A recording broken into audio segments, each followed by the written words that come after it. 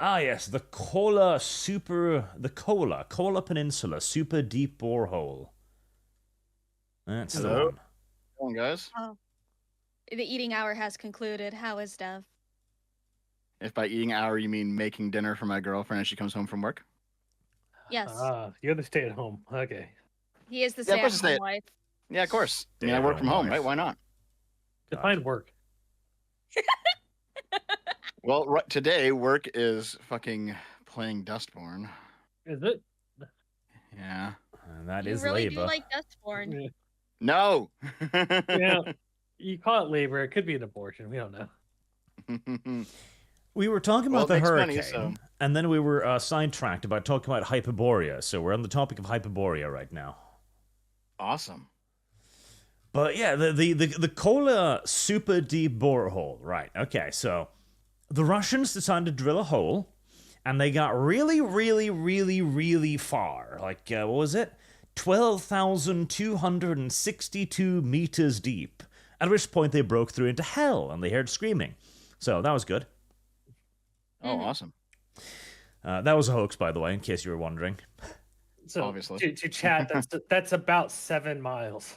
Yeah, 7 miles deep, and there was a big rumor going around that they'd like with faked audio recordings and everything that they'd broken through and they had like ridiculously high temperature readings and they could hear screaming, and there was even a hoax going around recorded with the recorded screams and stuff, and it was dubbed the Well to Hell for a short while. Now, there was abnormally high temperature, that was true, but it wasn't the 1,000 Fahrenheit they were talking about. However, they did discover some funny nonsense. One of them was that there was way more water down there than they thought, like a lot more water down there than they thought. You broke into Dev's cellar. Cruel. A lot more water than they thought. And also, they found life down there. Actually, this has been discovered fairly recently. And by life, we mean algae. So Hyperborea is a little bit more underdeveloped than we thought it would be, but it's down there, lads. It exists. It's just...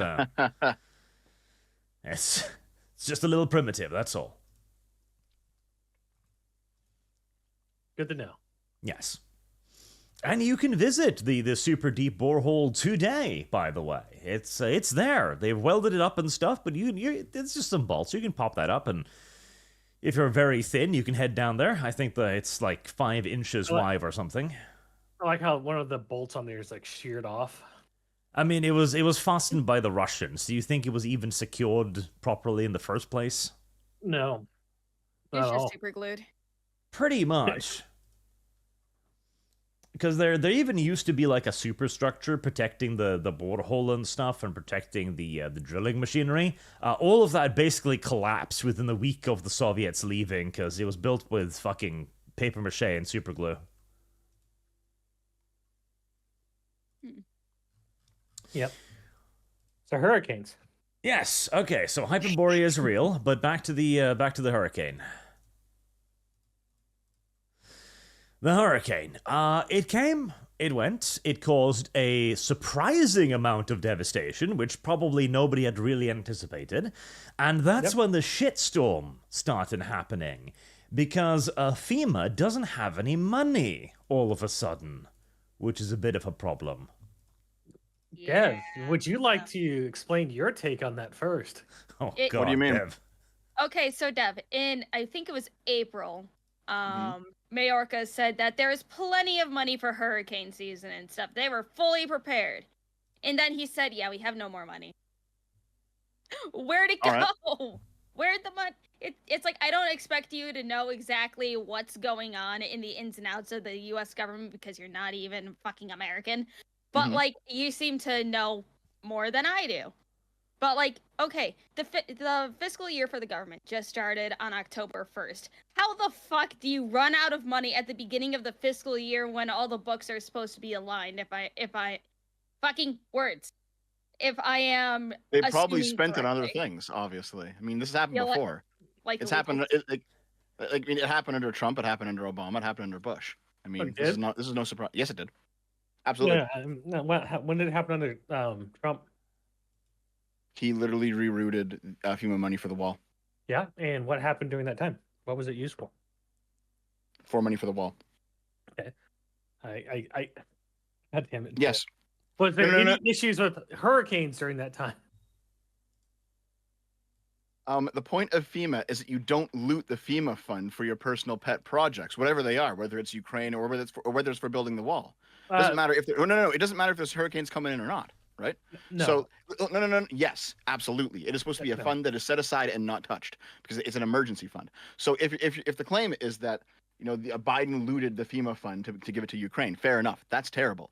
But let's not pretend that Trump's innocent of it. He did it for the wall. Okay, so to be clear, there's two parts that you might be having an issue with. There's the FEMA fund and then the Pentagon Emergency Usage Fund. Those are two different things. The Pentagon Usage Fund is Pentagon's given an allotment of money every year as an emergency to be spread at the use and behest of the executive or the commander in chief for emergencies. I mean, it can be delegated for Pentagon officials to use, but that is not tied to anything direct and can be shifted at the leisure of the president, which all presidents have done. So that's not. Yeah, that's I'm not talking about that. I'm talking about FEMA. Well, that stuff was used to fund the wall. That was used directly because it got around the FEMA issue.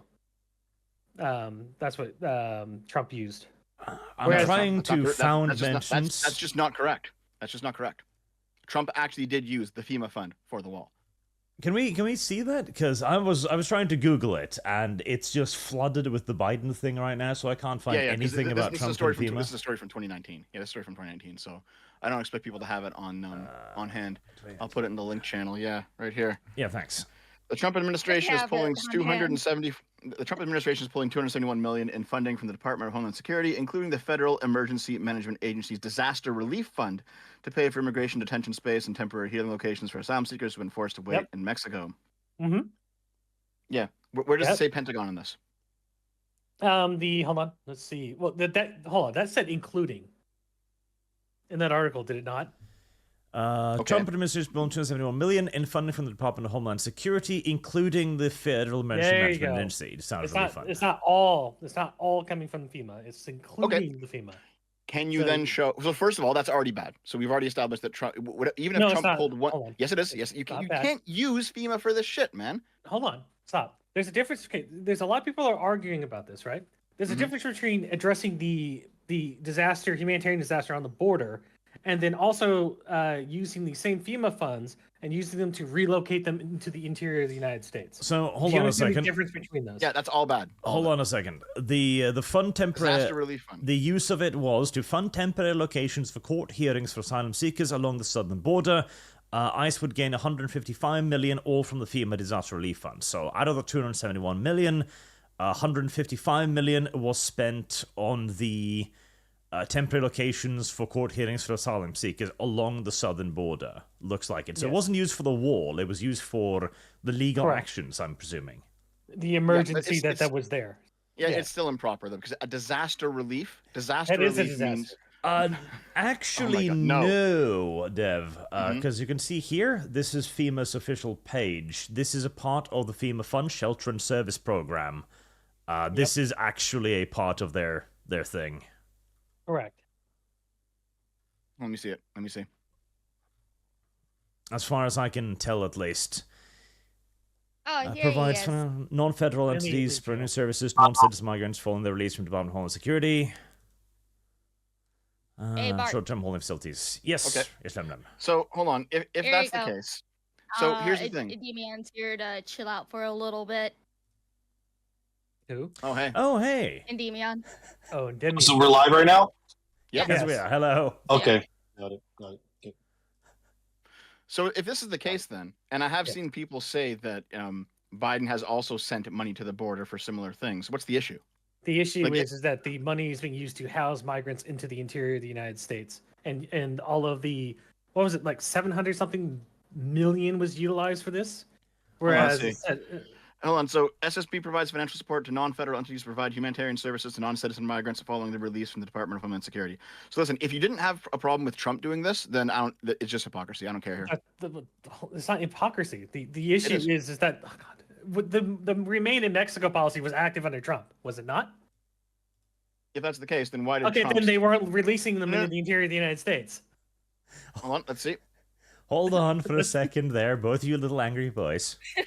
I'm just saying, it's very clear. There's You no guys can slap each other in a Calm second. Hold on. down, Buckymus. No, You too, no, Dev. I'm Calm for a hold on, second. no, Just note it down. I just want to introduce okay. Endymion.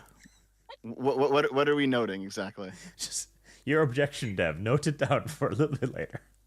Now write it down. Okay, sure.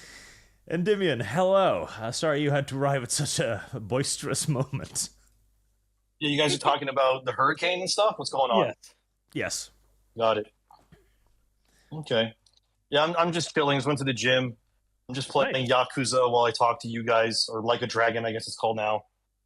And that's about it, really. Yeah. Mm-hmm. Gonna chill today, thankfully, for once. Oh, thank goodness. Yeah, it's No. like I know I reached out to you at a very busy time. Like Yeah, dear this whole God. Ubisoft thing is just ridiculous, man. I have so many people like in my DMs from Ubisoft talking to me, just revealing stuff. I should have another video eventually with like more stuff. I even have stuff I've been told about like Dustborn and like just a lot of really weird, stuff that is very unsavory. But the Dustborn thing, I want to wait until I report on that because I don't have like 100% confirmation on everything, but I have a lot, dude. It's kind of messed up. Like What did you they find out? might be. I'm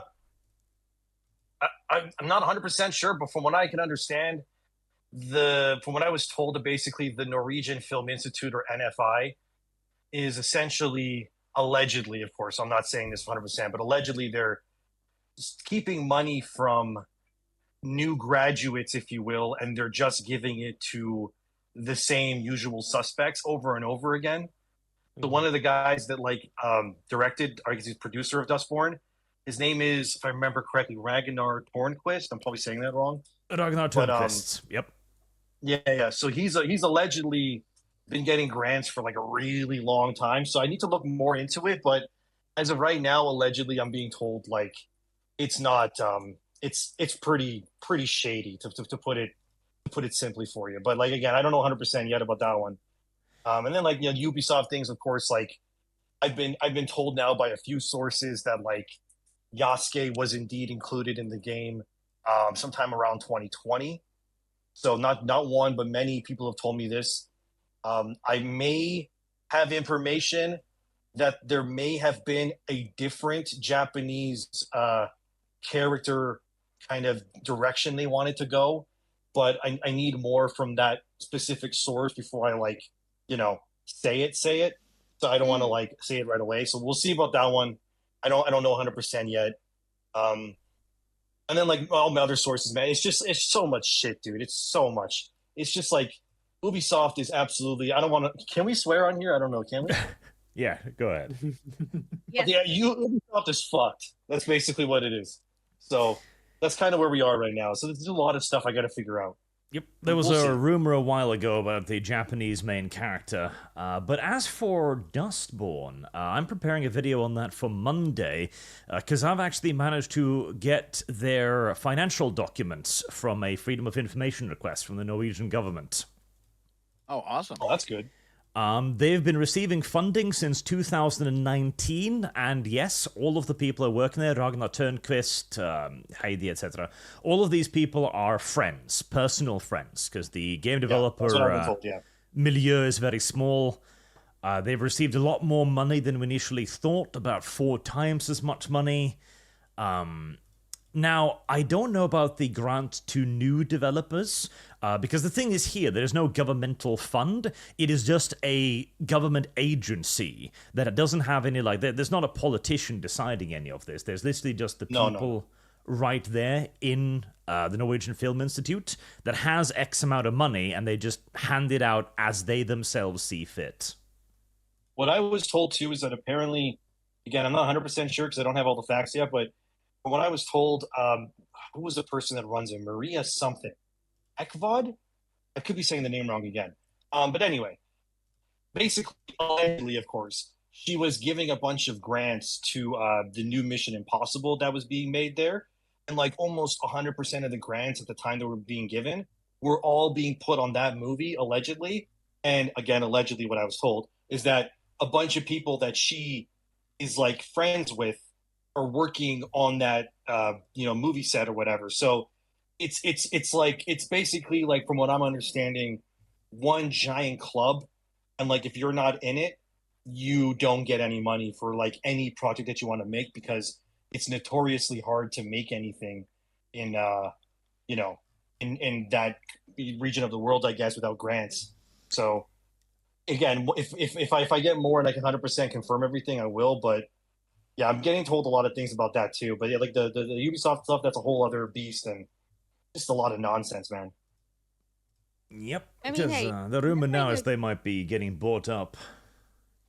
Oh, by Yeah, Tencent. that's what I Yeah. was told. Yeah, I was told that a few days ago, and then people are like, "Oh, he's lying," and then like 2 days later, everyone's like, "Oh, actually, Tencent is going to try to buy Ubisoft," and I was like, "Yeah, that's what I was told."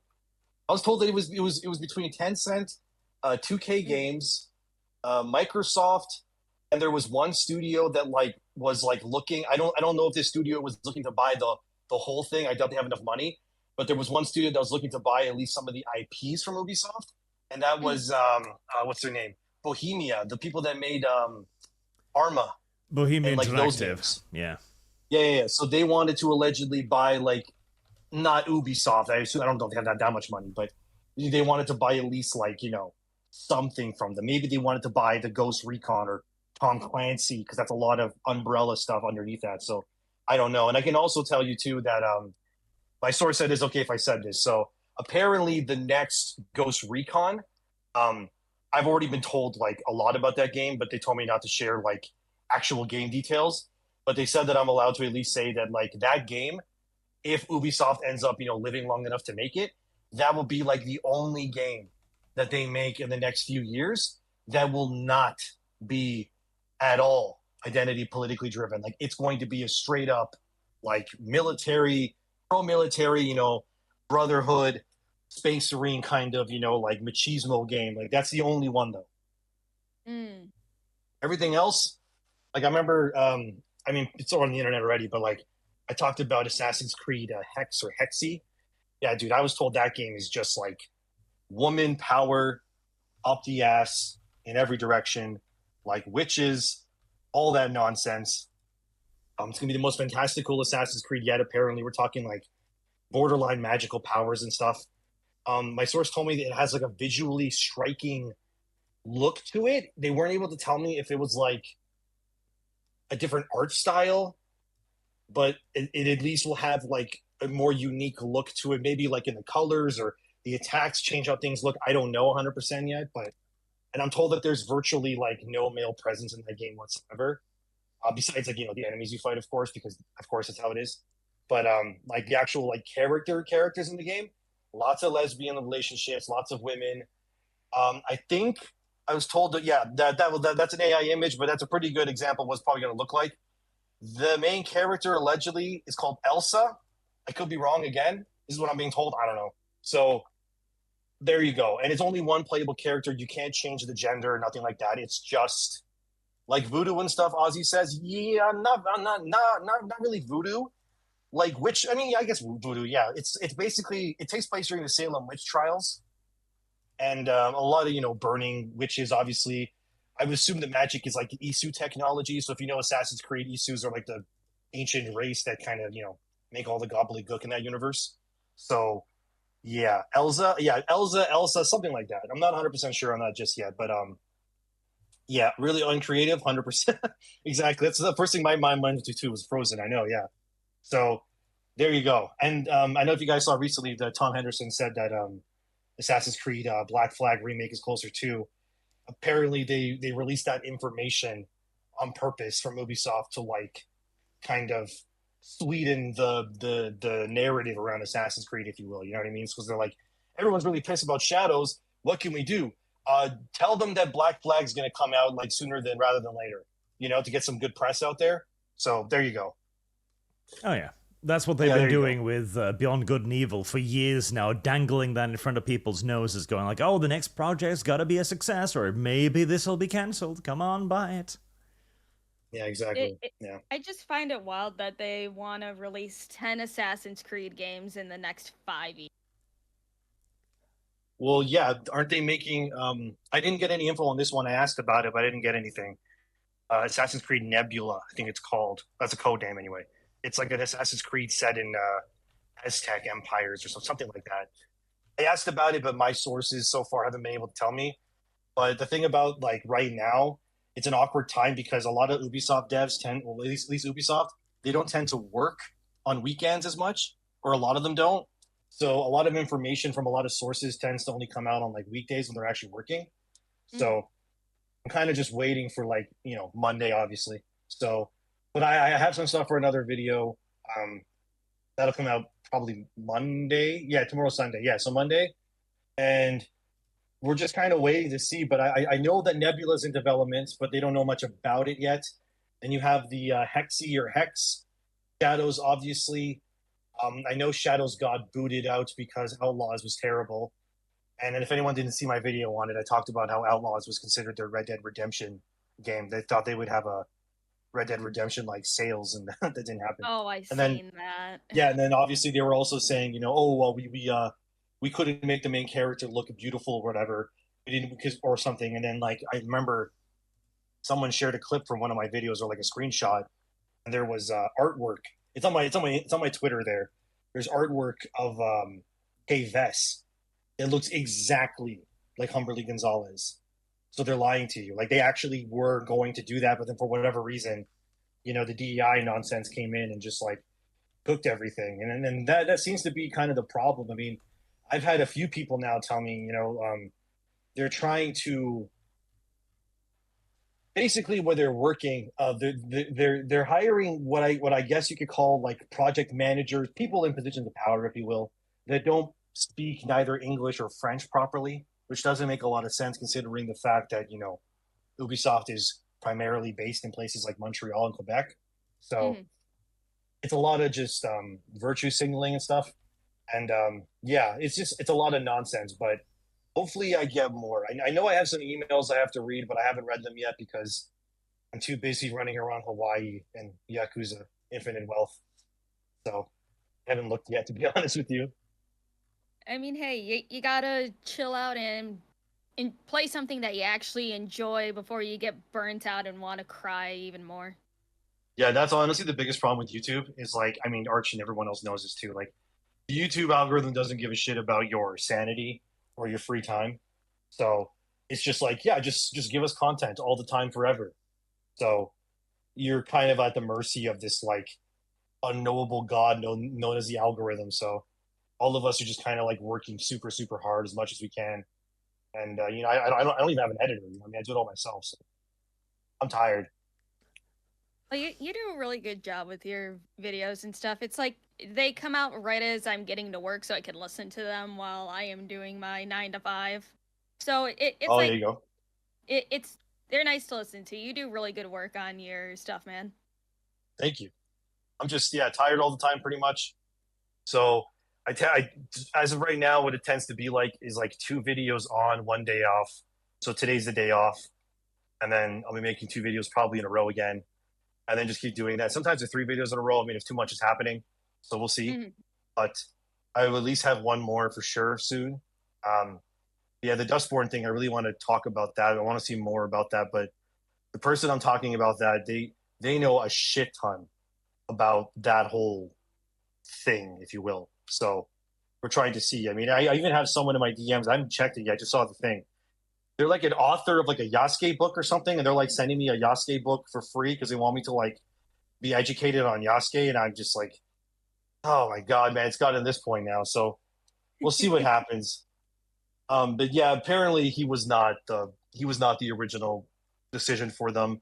I know that one of the writers they said I was allowed to say this, so one of the original writers on Shadows basically told me that like, yeah, they made that original character Taka Yamauchi, and then I was talking to people from that park place, and they were telling me, oh well, Taka Yamauchi is actually a character that they implemented into this Assassin's Creed mobile game instead. So maybe they took that story that they were going to do for Shadows, but they instead put it into that like mobile spin-off game instead, which then adds credence to this other rumor that I may have. We'll see. So it's a lot of shit, man. It's a lot of stuff happening. Interesting. Yeah, I'm just gonna play Yakuza for now. Are you going to be getting Pirate Yakuza with Majima? Oh hell yeah, brother! Oh hell yeah, I love Majima. Dude, I got my girlfriend hooked on Yakuza. Oh, my boyfriend got me hooked on Yakuza as well. When I first met her, I was like, oh, you should play like this game. And the first game I got her hooked on to play through all the way was the Mass Effect trilogy. She loved those games.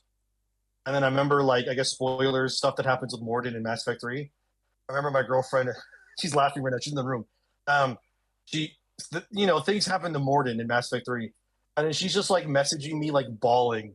And she's like, what the fuck? What the fuck happened to Morden? And I'm like, things happen. I don't know.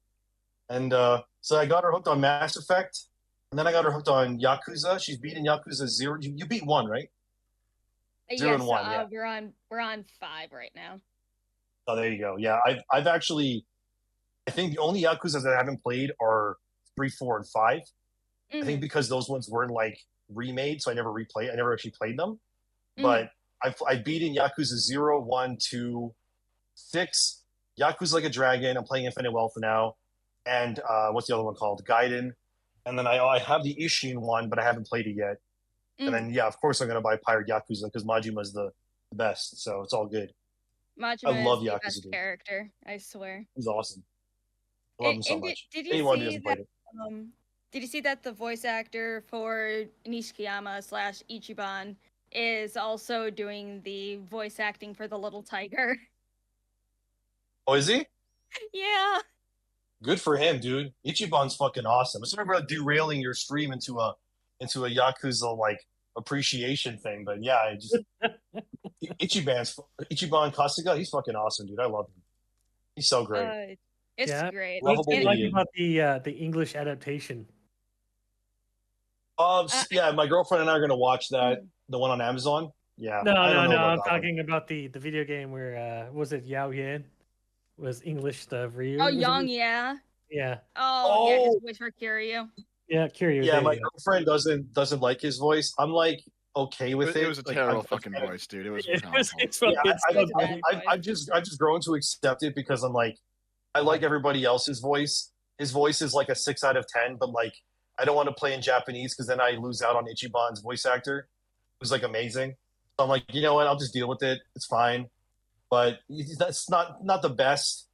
I also don't think the other guy that played him in Yakuza Like a Dragon was very good either. But the other guy sounded really weird and like really too deep, I think. But yeah, I just got Adachi and Nanba in Infinite Wealth. So I'm on what chapter am I on? 7. So 7 of 14, I believe, halfway through right now. And I try to 100% these games if I can. It's good to still have games that you can actively enjoy. Oh yeah, it's always the Japanese ones. All the Japanese games are pretty much amazing, and then if you want to play like this English shit, it's all terrible. The only English games I can think off the top of my head that are doing good are Space Marine and technically Helldivers was doing great, did bad, now it's getting better again. But pretty much it. There's good indie games out there, but yeah, a lot of the AAA English stuff is just fucking garbage. Yeah. Shout out to Chained Echoes. If you haven't played the Forever Winner yet, yes, I will continue to shill this game, Arch. Shut up. The Forever Winner is very good. I've castigated Lum Lum, but kick her out of the room. Yeah. Oh no, she's gone. Yeah, she is gone. And did he just make a secret room? Yeah, just to dump you in it occasionally when you act out of turn. I've seen trailers for Forever Winter. I've never played it because like I'm a console peasant. So I just play on the PS5. So I don't. If that's only on like PC, then for now, then I obviously haven't played it. Hold on. Let's be honest. It's console master race nowadays. Is it? I have a chimpanzee. Dev goes in the secret room too. I mean, yes, I stand by it. Console master race. I got a $7,000 gaming PC. Here's like me too. My gaming PC is very good, but PC gaming fucking sucks right now. I have nothing against PC users. It's just that for me personally, I'm too stupid to understand. If you tell me like, oh, your fucking driver or this file in this folder is the reason why you can't play the games, like my brain's gonna go like, I don't understand that. I just hit play? You know what I mean? I'm thankful. So I have nothing against it. I have nothing against it. For people who are smarter than me, good. Like I'm happy for you. I'm too stupid So forget about it. That's the only reason. That's the reason why I don't play PC. That's the only reason. See, I love building my own PCs, and I love tinkering with things like that, and like it's a lot of fun, and I do enjoy PC gaming. But just console games right now, especially if you're like a Nintendo cuck like me, they're just better. I don't gotta deal with all the fucking slop. I just go play new Zelda. Awesome, 10 out of 10 every year. No complaints. I like Stellar Blade. It's very good. I enjoy that too. Stellar Blade's great. I love Stellar Blade too. Isn't Zelda getting like an animated series? Not sure, actually. I heard it was. I know it's getting a live action one, which the live action treatment. That's what it is. Thank God. Yes. Oh wow, that sounds awful. I don't know why they're doing that. It's probably gonna be shit. Yeah. Yeah, exactly. You guys deserve that. Like, why would you especially like? By the way, why it doesn't make any sense is because your Mario movie's animated, but your Zelda movie's gonna be live action. Wouldn't it make more sense to make them all animated? You can have because they wouldn't have an excuse to turn one of the characters dark. You think we're gonna have Dark Link? Yeah, Dark Link. What do you think I was talking about? He is a character. Yes, I know Dark Link is an actual character. Black Link running around, breaking barrels and stealing shit. Like Twilight Princess and all the other stuff. Endymion, what were you thinking I was referring to? Yeah, I don't know, man. Like, I'm not the craziest Zelda fan. The last Zelda game I really enjoyed was Breath of the Wild. I tried Tears of the Kingdom, but for me, it was kind of like God of War Ragnarok for me, where it just kind of felt more like an expansion than like a new game. I'm probably wrong, though, to be honest. I probably didn't give that game enough time. But I've just never been like a super crazy Zelda fan. My favorite Zelda game is Dark Souls, so I'm probably not the right person to ask. It's pretty much the same thing, right? You play a mute person with a sword, you're in a kingdom. There's a king guy at the end you have to kill. And there's a bunch of crazy shit happening, and basically Zelda. Different, but I understand the point. Yeah, I don't think so, because Link in Zelda is a devout Christian. Yeah, I recall that old image. It's canon. Oh, finally, you turn on screen sharing, Arch. I'm so proud of you. You didn't tell me, did you, Lum Lum? Am I supposed to be for a Link reminder? to be playable as a young black female in the upcoming Zelda Wii U game. It's 10 years ago, obviously, but still. But I'm glad that there's somebody like Endymion who loves Yakuza as much as Lumi loves feet. Shut the fuck up, Artemis. You don't need to start this narrative with Endymion either. Shut up. It's the narrative. My girlfriend hates feet. I hate them Look at her. too. My girlfriend's literally facepalming right now. She hates it. She hates it. I hate feet too, but they want to gaslight me into liking feet. And then eventually selling feet. They already work with Rosa, so. Rosa did that to herself. I want to point out that I didn't try to gaslight you into anything. Just like Dev has crushed 3 chairs, a desk, and a car with his. Yeah, that's just lying. That's just lying too, Dev. Yeah, my girlfriend hates feet. They're disgusting. They need to be cut off at the ankles. Damn. Did your car and your desk not break down, Dev? No, because I sat on them. You were sitting on them, though. No, I was not. You weren't sitting in your car? This is the lie. This is the lie. Were you standing and driving? It's a bit weird. Yeah. No, I wasn't I don't believe you. I wasn't in it. But you never sat in it. Hold on. What, is it one of those motorized chariots or something? Yeah. He stood in the trunk, had like a little rope on the steering wheel.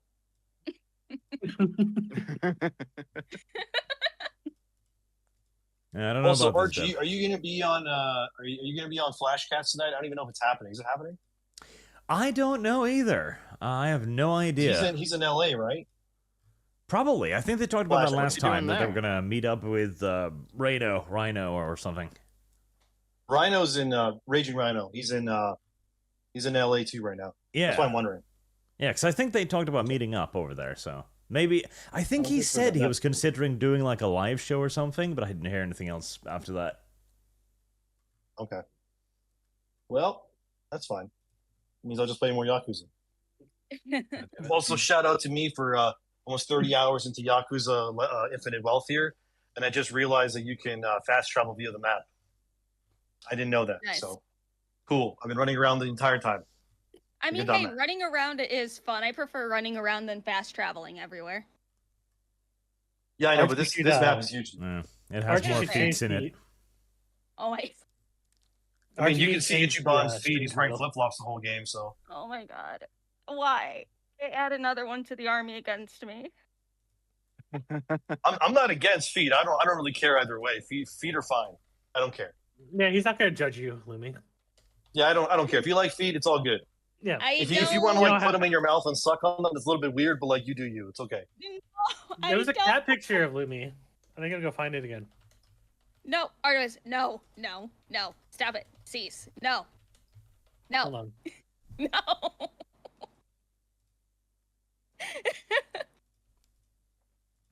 I don't know what the hell is that? What? What's that on the screen? Like cars? What is that? It's a chariot race. Oh yeah, chariot race using motorcycles.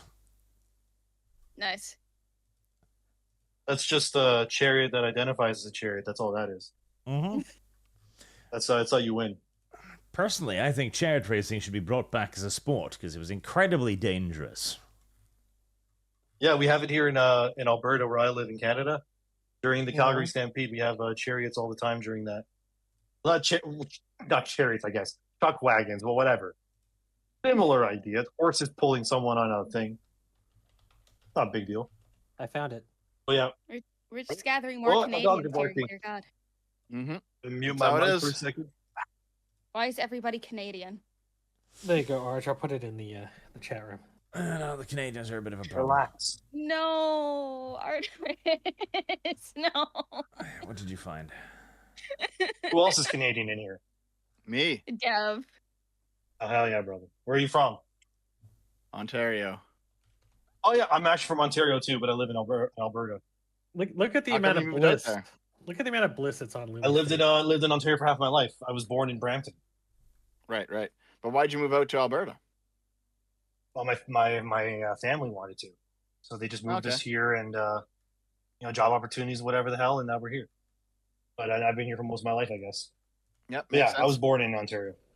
I've traveled around it's a shithole bunch, but Ontario has always been a shithole, frankly. Yeah, you're not wrong. Arch, I'd rather have the sunscreen because at least this is cuter. Yeah, I was about to say actually. That's what I'm talking about. See people putting feet in their mouths. Like it's weird, but like if that's what you want to do. Yeah. I don't know. That's. I mean, you're slobbering all over that toe for some reason. I genuinely forgot what we were talking about. But it's okay. Yakuza. Yeah, we were talking about. Is that what we're talking Oh, about? No. Yeah. Ubisoft is definitely screwed. We know that for sure. That was what we were talking about a while ago. They also were looking to get bought out by Tencent. Yep. Honestly, I think it would get picked apart for parts at this point, basically. So, I mentioned to you a few weeks ago, Arch, that basically the family that was the French Guillemot family or whatever. Guillemot or whatever, yeah. Yeah, so like they founded the company like 40 years ago, and they still run it, but they did go public. Yep. And there was some rumblings they might try to just take it private and bring it back into their family. They were accused of tanking the stock value so that they could buy it back. Right. And I mean I don't know if that would be good or not, because like I know lots of people say that once you take a company public, it's subject to more market pressure, and now you have like stockholders, and I understand that the different pressures can sometimes ruin companies, and sometimes a private owner with a vision is better for a company. Yeah. But I'm not sure if it would be better in this case, because I don't know what these guys are like. Oh, it would be better if they just get the fucking company and it tanks, and then we never have to hear about it again. Yeah, I guess. Yeah, but the thing is that, like, for example, a really good example of a private company that does really well is Larian Studios, Baldur's Gate 3, Divinity, Original Sin, those stuff. Like the guy Sven Vink, or how you say his name, him and his wife pretty much just own the entirety of Larian. So any decision that gets made in that studio is like, it's not up to like a bunch of people. It's literally just like Sven or how you say his name, his wife, just going like, we're gonna make this game. That's it. And that's why they can take as long as they want to make it. Is Alcat? No, sorry. Is it Alcat or Albert? I can't remember what the fuck it's called. The one that does Albert is the one who did the Path of the Righteous, Wrath of the Righteous. Alcat is the ones that make the games. Alcat. Are they public? I think they might be private too. I know they're. But I want to know. I think they're Russian. Is From Software public? I would assume not, but I don't know. I don't think is what public? Well, actually, this is what's interesting is that a lot of the Japanese companies are public, but you can't actually own Japanese stock unless you're a Japanese citizen. Yeah. They took the Chinese route. Yep. So I do know some people who wanted to buy stock in Nintendo of Japan. They couldn't do it. They had to be a Japanese citizen to do it. It looks like if you wanted to buy stock in From Software, you have to go through Kadokawa. Oh, there you go. They are public. Sony owns a slice of it. Tencent owns a slice of it through a subsidiary. Is this FromSoft? You're talking yes, this is FromSoft. Yeah. That was apparently one of the biggest fumbles Shigeru Yoshida ever admitted to. One of the heads of like PlayStation was when he basically threw Demon's Souls aside and was like, "Who the hell would want to play this?" And then it comes out in America and it makes like gangbusters and so well. And then he's like kicking himself because like they could have turned From Software into a Sony first party studio for like literal peanuts compared to like what they're worth now. But I know it's one of the biggest fuck ups they ever did. Well, look, Sony has great, AAA titles like Concord. Yeah. I mean, they were so like dedicated to it that they tanked a crossover video game for what was it, Infamous and Prototype. Yeah, it was going to be a crossover game. Who was going to make that? Fuck the same company that made I think Prototype. Oh, fuck! What were they called? Were they called like Pandemic or something? Pandemic. Yeah, Pandemic. Yeah, Pandemic Studios. They're the guys that made Hulk Ultimate Destruction. Yeah, they got shuttered after. Yeah, unfortunately, I love the Prototype games, man. When they got re-released, I went back and I platinumed Prototype 2 again. I haven't gone back and played Prototype 1 yet because of time. There's just too much goddamn games to play. It's too much Yakuza to play. Yeah, I understand. Yeah, this Yakuza game's gonna take me like 100 hours to platinum easily, and then once I'm done this, like, I don't even know what I'm gonna play next. I have Trails Through Daybreak to play. I want to go back and play all the Castlevania Advance games and like the Nintendo 3DS ones that got re-released in the Dominus, like Castlevania Dawn of Sorrow, which is like my favorite Castlevania game. Mm-hmm. Order of Ecclesia, and then the one I don't really like that much, Portrait of Ruin, but it's there anyway. So there's a lot of games, man. And then this fall, there's a shit ton. I already know the next game that's going to be absolutely insufferable, like the conversation around it, is going to be Dragon Age. And I've said this on Flashcast already. I think Dragon Age is going to win Game of the Year. The fact that just on virtue alone, I think it's going to win. I think Black Myth Wukong got looked over. By the way, they don't. Both Stellar Blade and Black Myth Wukong got looked over, I believe. Yep. Oh, did they already release what's in the running? Yep. I haven't seen it. Wukong was not on any of it. Wasn't it the Golden Joystick Awards? Is the one you're talking? Yes. Is that what you're talking about? Yeah, the Golden Joysticks. The actual Game Awards hasn't released anything yet. I think we'll see that in a couple. Yeah, but that's an indication of where it's going. Yeah. I mean, maybe, but like if you look at the Game Awards as Game of the Year for like the past 10 years, most of them make sense. Like, Baldur's Gate 3 won it last year. It's like, okay, that makes sense. Like, yeah, I can see Baldur's Gate 3 winning Game of the Year. Elden Ring won it in 2022. Okay, that makes sense. That was the best game of 2022. Now some of them seem to be like outright just ridiculous, like Last of Us Part 2 won in 2020, and it's like, okay, all right. But I mean, Breath of the Wild won in 2017. Like, for the most part, their picks for Game of the Year seem to be like, okay. I guarantee you it'll be Dragon Age. I don't see anything else winning. And it's mostly to do with the fact that Dragon Age is just going to, it's just going to be one of those games that's it's just going to hit all the right notes for what the industry right now wants, in a sense, in a lot of different ways. For one example, it's probably because it's more linear. It's not open world. So, it's not as bloated. So that's one thing that I know a lot of people want to do. Another thing that I would probably say they're going to do it for is because the game is, all the main characters are pansexual. You know what I mean? And that's going to be another big thing they're probably going to want to do and like make a thing about. And I guarantee you when that game comes out and like the awards happen, it's probably going to be like Baldur's Gate 3, the same way it's going to sweep the awards and it's also going to have whatever main character in Dragon Age Veilguard that ends up being the most like beloved or pandering character is going to be the one that voice actor, whoever it is going to win like best voice actor or something. I like almost guarantee it. Who wants to bet Dustborn will win an award? Dustborn will win game or probably some shit? games I think for so. Impact. Oh yeah, games for fucking Impact. That's stupid. Oh my god.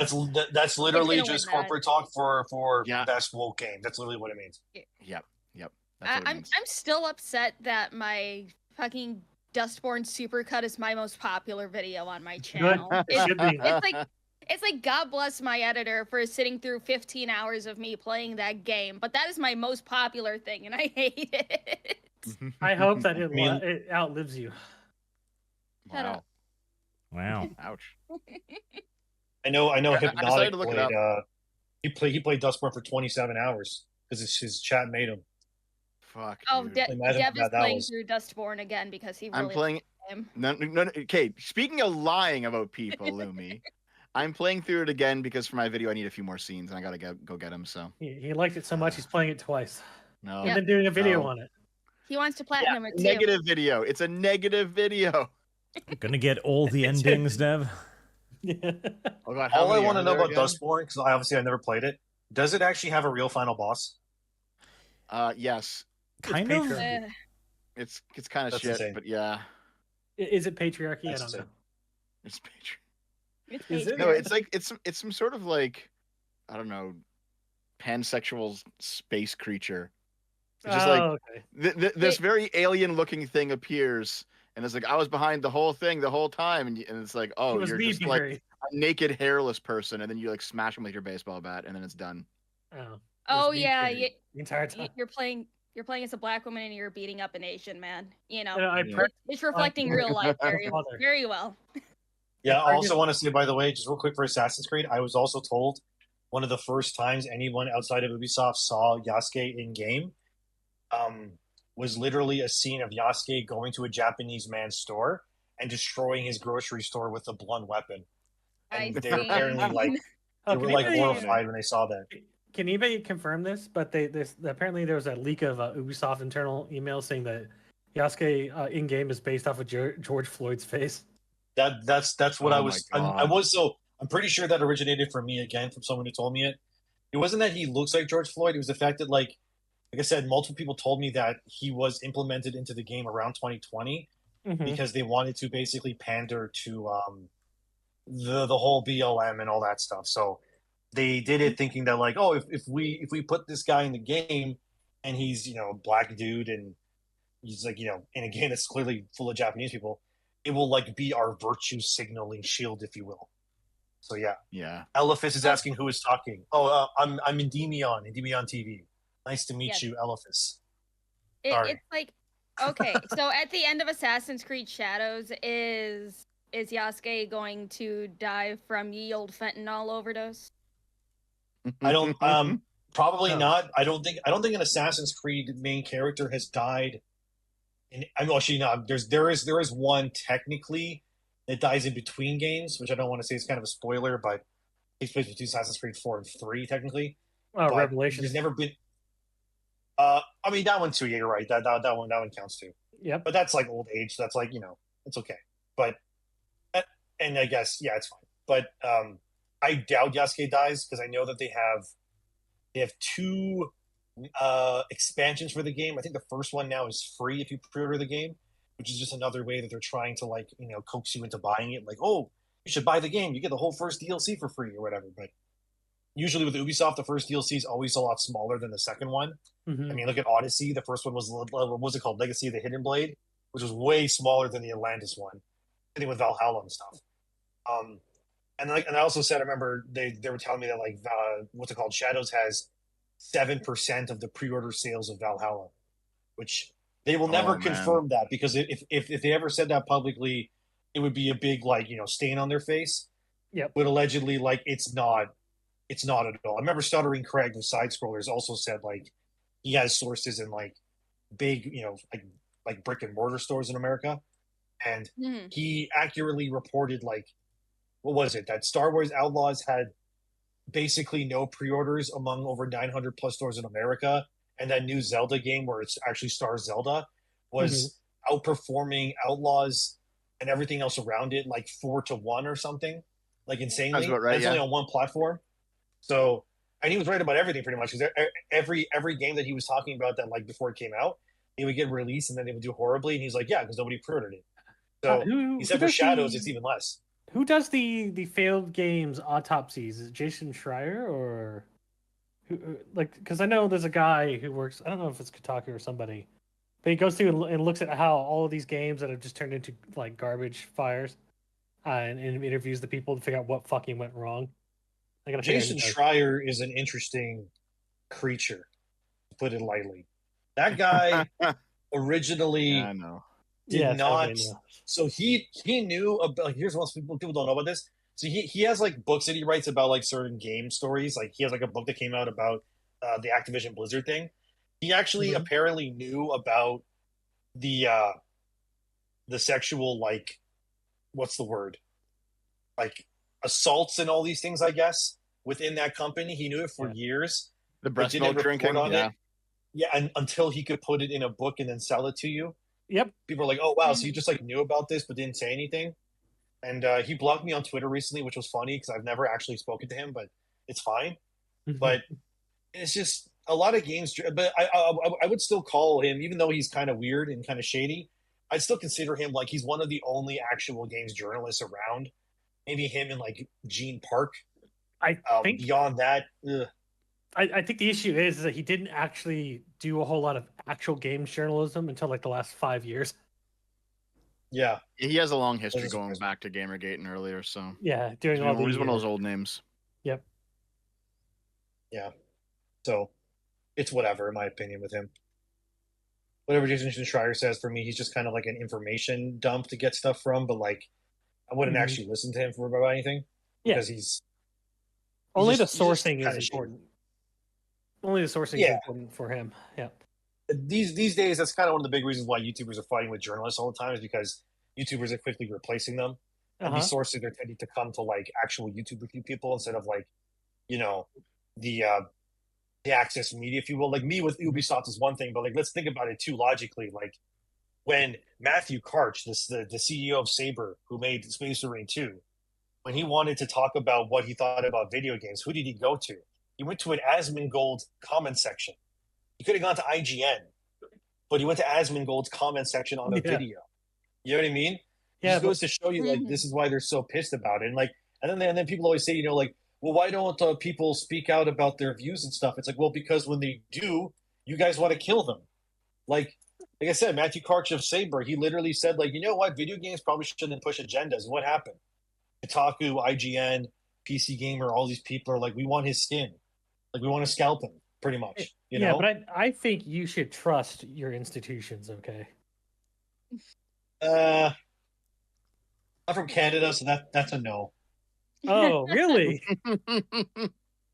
Listen, Artemis, I know you like to conflate these things, but when you're talking about cultural and political institutions, those are two different things, and they have two different standards. And in fact, you should approach every single situation differently. Where is that culture and politics oriented? Is one downstream from the other? They feed into each other, obviously. Oh, okay, weird. Then I guess I don't have to differentiate. No, of course you fucking do. Okay, Artemis. All right, this is dumb. This is retarded. Can I just say I love the fact that the word retarded's coming back? I love that. Oh, it's so nice. Oh, Dev has worked hard to get that one to come back.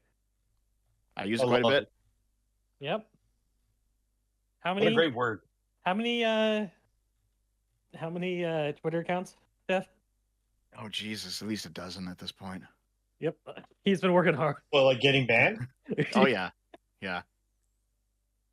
All right. What about Joker, Art? Oh, that I did not watch it, but I saw the ending on. I saw the ending online, like on Twitter, and you know, like Flash and people were telling me about it, and I was like, "There's no way that's true." But the whole like graping thing, and then I saw it, and I was like, "Oh wait, that is true." So, Jesus Christ, dude, that's all I can say. I'm never gonna watch it. I'm not surprised it happened, but yeah. Let's let Arch introduce the topic. God damn it. Are we doing the Joker now? Okay. Well, I mean, because you and I both saw it, right? We did. Although you saw a very different movie than I did, apparently. That's not true. That's true. Lumi, did you see it? No, I've been working all week. Okay, fair enough. Yeah, at the shoe store. No, at a warehouse. Shut up. Warehouse full of shoes. No.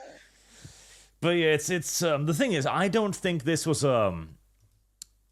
this was not, in my opinion, like a studio pushed cash grab. I don't think it was a cash grab at all.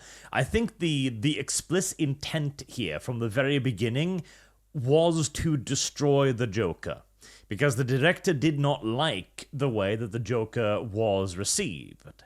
And that's why there were no previous screenings, there was no focus group testing, they did none of the usual thing that Hollywood does to try and guarantee the quality of a product.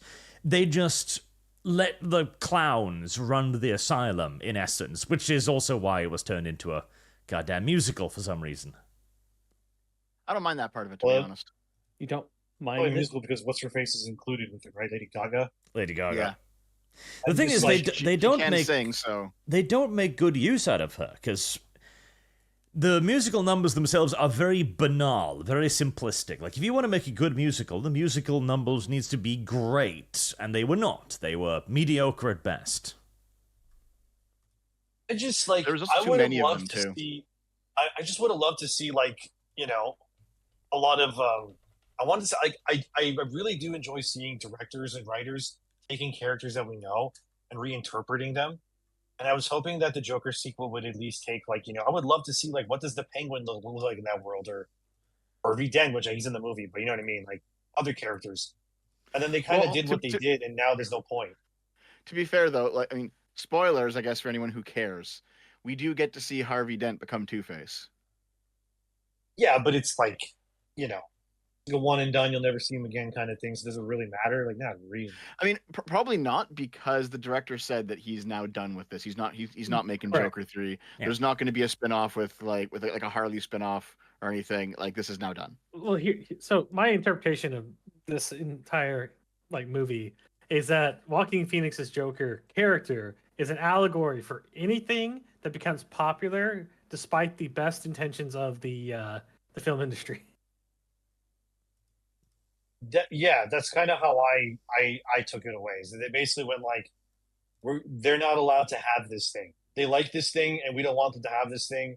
Now we're going to destroy it because that's just how we are as Hollywood. That's kind of how I took it. So it's just, like I said, it's such a terrible thing, because it's the same thing that happened to the MCU when, like, Secret Invasion happened, and then the whole thing was like, oh, Rhodey was a Skrull all the time. It's like, cool. Now, not only is Secret Invasion ass, now you retroactively made Endgame ass, and you also made Civil War now ass in retrospect. And the same thing with this movie. It's like, now that you made this movie, you make the first movie pointless. There's no point in, like, ever watching or really anything with the old Joker movie, because we know that it ends up with him getting raped by a bunch of guards and then gets, well, I guess spoilers, but he gets, you know, shanked, and then there's like a new Joker or something. It's stupid. Yeah. There's not really a new Joker. I mean, they could go that angle if they wanted, but it's unclear enough that it could just end here and like the story would be done. Again, that's the problem, though. There are interesting suggestions that are never explored. Like, they could have gone into this and gone, like, what is a Joker? What is the Joker? Is it a person, or is it the general societal dissatisfaction with all of his crazy fans dressing up in their own costumes and the guy stabbing him and laughing? Like, there is an interesting point about collective psychoses there, but they don't touch on it. Like, the entire movie is a very slow-moving courtroom drama, even though there's not a whole lot of drama there. It really feels like the Longhouse wrote the script on this. Occasionally interrupted by singing. I don't think so about that, Artemis. I don't view it that way. No. Here's what I will say, though, is that I understand making it a musical. You want to do something different. You have Lady Gaga. Okay, I understand. I get it. But the fact that the middle third of the movie is where all the songs are just makes it go really, really fucking slow. Like the start of the movie has almost no music. The end of the movie has almost no music.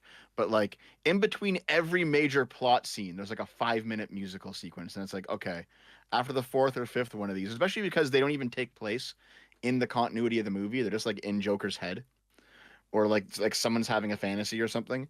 And like, it's just, okay. I understand it. They're dancing and singing. Can you just skip this song so I can see what happens next? But that's what I felt with there's like halfway the major failure as well, because mm-hmm. a musical, this may come across as short, but a musical's primary strength is supposed to be the music. Yeah, it's not supposed to be in the way. Usually in musicals, the plot advances in the song. Yes, but because these are all like mental like side cutaways, very rarely does that happen. Well, the problem is I can think of one song that actually advances the plot, and it's the one where they're burning down Arkham, and they're jumping on like the fence that separates them and the reporters. Yes, and they're too small. Like they address Harley Quinn lying about her past, and then there's a musical about Harley shooting the Joker in the stomach. Like it's supposed to give you a insight into Arthur's mental state, but it fails to even do that because Arthur's mental state is, at this point, merely a plot convenience. Like, he goes from being the Joker, full on, to not being the Joker after being raped. Like, okay, well, there's a certain allegory there for what Batman could have done, I guess. It's fucked up. That's how you stop the Joker, you just rape him. Yep. Is that your idea? That'd be wild. Batman's like, where is the hostages, Joker? And he's like, I won't tell you. That's it. I'm going to grape you now. And then you'll tell me where they are. It's like, holy shit, Batman. I feel like there's some other steps you missed. But it's crazy that that's like actually what defeats the Joker. It's like, it's not him coming to terms with his actions. It's just nasty. Yeah. Ugh. Like what a movie. The reason I say this is because as a guy writing a script, like you could take like J.J. Abrams or fucking who's the guy with the Michael Bay or somebody like that, and you could write a script, and you won't have this shit in there. Like none of it is appealing to what a guy would want to see in a Joker second film. Well, again, it was a part of the necessary journey of deconstructing the Joker, because the entire purpose of this was to take away the Joker from the people who liked him. The audience is primarily male, so you gotta rape him. You gotta demasculinate him completely, and it's gotta be gay rape, obviously. That's also why there's the scene with Lady Gaga who... He kisses Gaga, and she stops him. It's like, no, you wait until I give you permission. Puts the clown makeup on, then he humps her for like 3 seconds, and he's done. It's all a part of the emasculation. Yeah, because really anybody would want a rise to power in the second one, where he actually just fully becomes the threat that we see in the Arkham games, in the Batman series. Yes, where he becomes the Joker. Yes. I mean, I understand that, and it would have been fun if they went that way. But I also do think that it does kind of work that Joker just continues to be a fucking loser who never wins anything. Because that was the point of the entire movie, is that the first movie, is that he's a fucking loser. Yeah, but that was the point of the first movie. Well, I would say that the point of the first movie is he's a loser that figures how not to be one. That's also I don't agree with that at all. Oh, absolutely. Like, he begins the movie as a pointless nobody, and he ends the movie as an icon of mass adoration. I mean, he does, but he also, even in the first movie, it's clear he doesn't want it. I don't know about that. Oh, definitely. Absolutely. Because there's moments where everyone's cheering, but he's interested in having a crowd and having an audience. Because he wants to be a comedian, but he's not interested in being a revolutionary. Even in the first movie, it's made very clear that he's not signing on to what everyone else is doing with his face. He's not signing on to it, but he's not influencing it really either. Like, it's kind of happening outside of his control, yeah. Yeah, but that's kind of part of it. That's the Joker. The Joker doesn't become the Joker because he wakes up one morning and goes like, oh shit, I really want to be a crazy fucking criminal.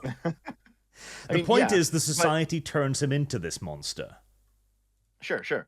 but it would make complete sense that he would basically get caught because he's not actually this genius mastermind. He would get caught, he would be locked up, and then he would have his day in trial, and he would be in prison. And that's what this entire second movie is. Like, it all kind of follows from the first movie. I think the entire, like, anybody who is in, like, wants a good story would say that the story needs to take a elevate him as a character, not fucking tear him down even further than what he was.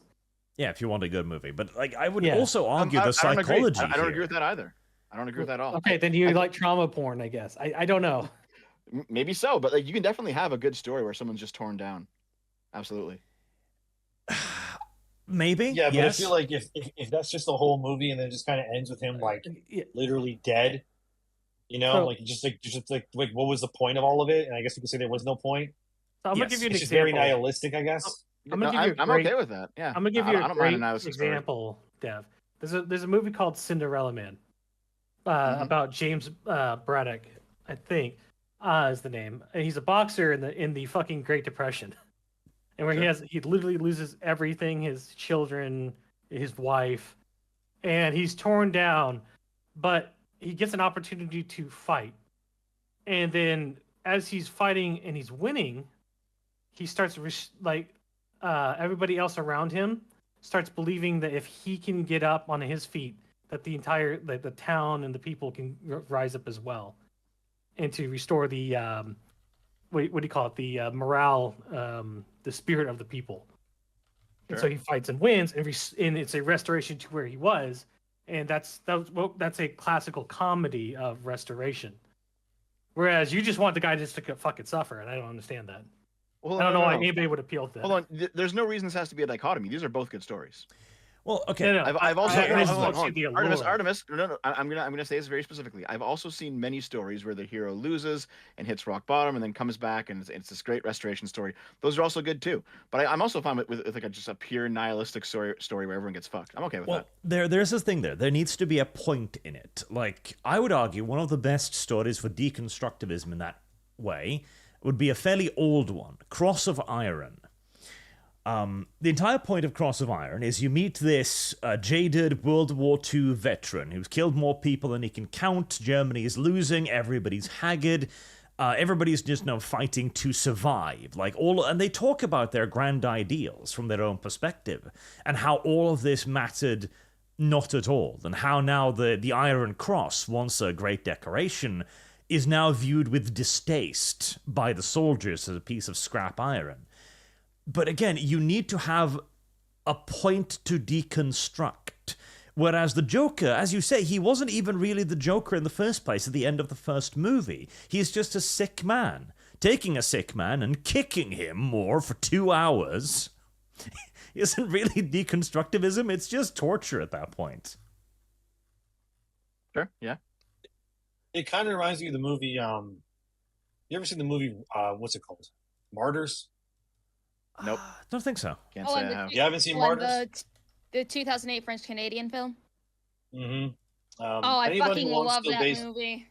If anybody wants to see a movie that's basically just the most awful freaking thing possible to watch for like an hour and a half or whatever long it was, watch Martyrs. That's kind of the vibe. The vibe I got from Martyrs is the vibe I get from this Joker movie. Is that it's just meant to be like, you want to see the darkness of like man, where there's just no way up and it's just horrible. That's what these kinds of movies are. Man, I know there's an audience for that, and that's fine if you want to watch that stuff. But for me personally, there you go. Just for me, like, I'm okay with, obviously, people suffering in like a story as long as there's like a point to it. But the fact that the movie just kind of ends and there's nothing. Like the movie, like the first movie begins, he's a nobody. The second movie ends, he's a nobody. His name is tarnished. He loses everything and he dies. And his identity gets stolen technically too. You know what I mean? It's just kind of like, and the girl was never truly into him also, by the way. Yeah, that's true too. Yeah, Zazie Beetz in the first one, and I guess Lady Gaga on this one too. Well, I guess I'd ask Deb, what do you think the moral of the story of the second film is? I'm not sure. I have to think about it. Maybe. I mean, clearly, don't be insane, but that's not going to help you when you already are. Yeah, but the people who wrote that don't look at insanity as a negative aspect. Not sure. Because mental illness is not a. I would always kind of looked at I always kind of looked at like the like at least the first Joker movie anyway. It was just a cautionary tale, about like this is like someone that could be created through the injustices of society. You know what I mean? And it's like the idea for me anyway was that maybe like from what the movie was telling me anyway, my interpretation of it was like a conversation on mental health and the indecency of man. And then the second one just kind of feels like they went, what if we just throw that all out the window and just ruin everything that we just did and make it worse? Mm-hmm. And just kind of dismantle it and what's that word that I'm looking for? Deconstruct? Deconstruct, thank you. That's it. Yeah.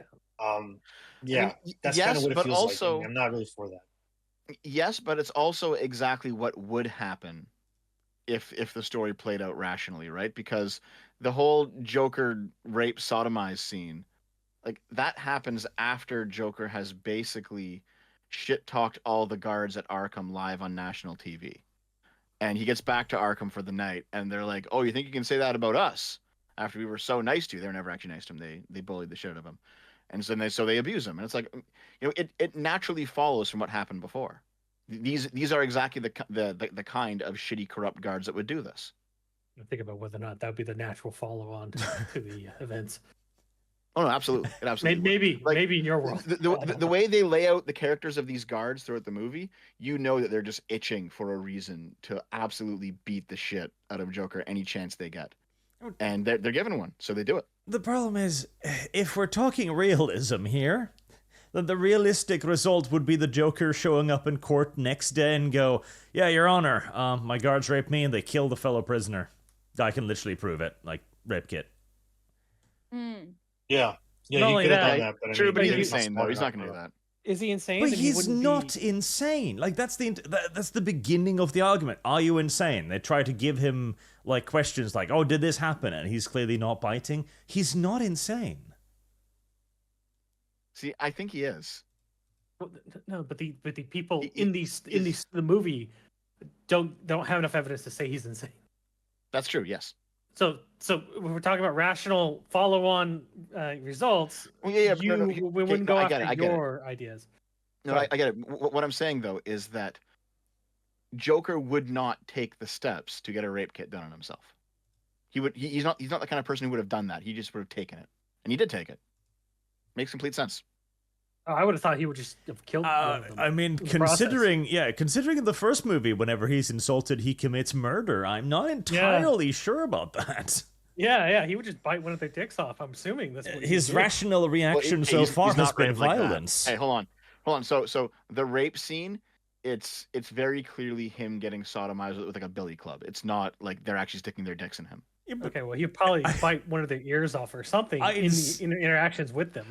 Yeah, no, well, he's this emaciated man, and there's these three guys who are like twice his size, and they absolutely kick the ever-loving shit out of him before they throw him in the shower. Like he's not capable of doing but he would like still do everything. Like that's the thing. Even when the three kids steal his sign in the first one, he tries to fight them. They overpower him, and then that becomes a revenge fantasy for him. That's why he gets the gun. When he then gets attacked, he uses the gun to defend himself. And even before that, he tries to like kick them to get them off them. Like at every stage, he's shown himself to be a pretty violent motherfucker. I understand that, but I think for this scene, he basically had lost too much. Like he had been beaten up too much. He wasn't fighting back. He wasn't capable of it. Yeah, it's not. Well, I mean, when you say he lost too much, he never had anything in the story to begin with. I think I don't mean it like that. I don't mean it like that. This description of Joker is the best. Joker 2 is, someone on Twitter said this, Joker 2 is actually a genius cautionary tale about what happens when a clown-pilled Sigma Doomer betrays his true self Chud Bros for a bimbo-foid and becomes a cringe fake cell. I did see He that. said, I've Yes. never watched the movie, I just assume that's what it's about. And it's like, yeah, there you go. Don't use those words ever again. Yeah, I don't even know what half those words mean. To be honest. It does make a degree of sense. That's I mean, scary. the only message I can withdraw from the Joker 2 is that we should treat criminal insanity with fucking gang rape. Based. That's one way to stop it, I guess. I don't know. I mean, it's the wrong it's the wrong kind of conversion therapy, but I guess whatever works. We haven't tried it. Pete? The Joker It's just 2 so was bleak. a terrible movie, and luckily it is not being rewarded. It was currently tracking at it was going to be lucky to earn 50 million opening weekend. So if we're with a little bit of luck, it'll maybe make its money back, barely. It is being compared to the opening of Morbius right now. I've still never seen Morbius. I haven't even seen the first Joker movie. I haven't seen this movie, and You should actually see the I first don't Joker think movie. I It's want very to. good. The first one's very good. You should see it. Okay. Yeah, but is there a point now knowing where it ends up, though? That's the problem. Well, you just gotta not watch the second one. It's fine. I'm glad. Very easy. It's just very easy to not watch the second one. I'm glad Ryan what I did Gosling before. dodged the Barbie 2 movie. Wait, you're making Because they would- another one? It was floated at him as a Ken movie. And he's just like, nope. Nope. Yeah, and I'm glad that he took that because this is what they would do to them. There's Yeah, a very yeah. good chance, yes, because the Barbie 2 movie as well was just claimed by the wrong people. So sheer pettiness might cause them to destroy it. Yeah. See, I always found that strange. Well, actually, no, I didn't find it strange. It made complete sense because they don't want to talk about. You guys remember? Fuck, what was it? It was Saturday Night Live, and there was that woman dancing around saying that Joker's about white male rage. Remember that clip? Yep. No. Okay, No, we I are don't remember that, no. Okay, yeah. It was basically that was the online left, the progressive view of what Joker was. It's about white male rage. It's about incels. And I mean, I kind of understand the incel part of it because Joker was an incel, but that's fine. And I mean involuntary celibate. I don't mean like political incel. I mean involuntary celibate. However, like the more important theme of the first Joker movie, it was the class stuff. It was the revolutionary stuff. The fact that Joker's image was basically co-opted by these anarchists who wanted to destroy capitalism and burn the city down. And I was like, hold on, this is right up the fucking communist alley, and yet none of these people are actually attaching themselves to it. No. That's And it's because like, okay. communists can't relate to poor people. Yeah, pretty much. Yeah. So when a movie comes along that's actually depicting, a working class uprising against capitalism, they're like, nope, can't do that. You gotta be hipsters in order to actually revolt against capitalism. It's like, okay, well, fuck you, you're idiots. But I mean, looking at the movie through that lens, I have a soft spot in my heart for Joker 2. Because Really? because at the end, if we're looking at it, if we're understanding exactly what the revolution in Joker 1 meant, because it was a communist revolution, the end of Joker 2 means that the communists failed and they're completely crushed. It's like, oh, that's actually pretty good. Awesome, thank you. Okay. Dev, Based. you over-politicize everything. Sit down. Be Yes, you quiet. do. Why can't you just enjoy things? I do. I enjoyed the second movie. Not everything's political, Dev. Yeah. Just not as much as Dev. the first movie. Now, I'd like to do some super chats and then return to the hurricane because I want you to yell at each other some more because that usually earns me money. It's all good. I think I've been here now for about an hour and a half, so I'm probably gonna head out for now. Mm-hmm. Because Thank you I for don't know hanging anything out, about and the we need hurricane, to be honest with to you. we need to get a proper episode dedicated to you at some point in the future Yes. too.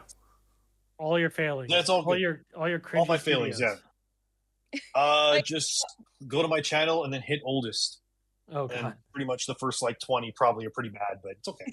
Force you to rewatch but- your oldest videos. But for whatever Saturdays that you have free or after everything calms down, we can try to plan something to where we can actually, shoot the shit with you for a few hours rather than pop in and just not have anything in line to discuss. Yep. Communicate Yeah, it's with all good. Secretary Lum Lum. Yes. I should your be, job now, Lumi? I was given this title a while ago, Lum Lum the Pocket Fish, Okay. Secretary Tortilla in charge of acquisitions. Oh, nice. I should be on Flashcast tonight if that is happening.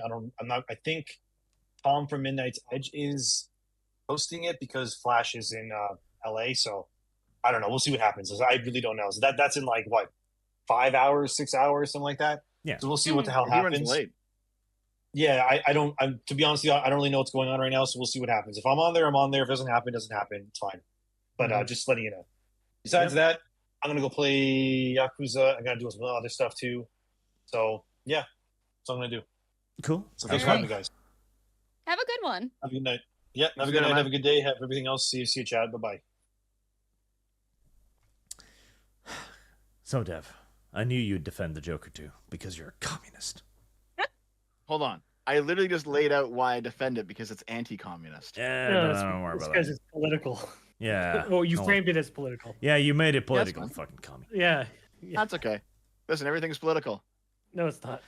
And Arch, you even said that yourself. You admitted it. Everything's political. Therefore, Wow. it should be representative of my politics and not theirs. And this time it is because We the communist might. revolution was crushed. We might even getting- get to that point, getting- depending Hold on. on. Getting ass raped is a part of your politics, Dev? Nope. Okay, But well, you doing said it, doing it, Artemis. getting yes. ass raped? Okay. Nope, no, doing it, doing the raping. Yeah, I understand. Skiki says, is Corferon in the room with us now? And Dev's right there. And so Hax 1, who is this broad Helena and why is everyone giving her so much money?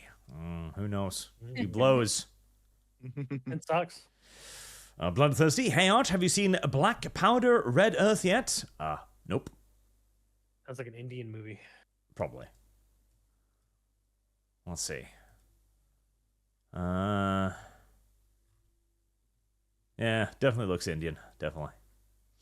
Shadowfox1300. Barch hurricanes are southeast. Tornado Alley is midwest.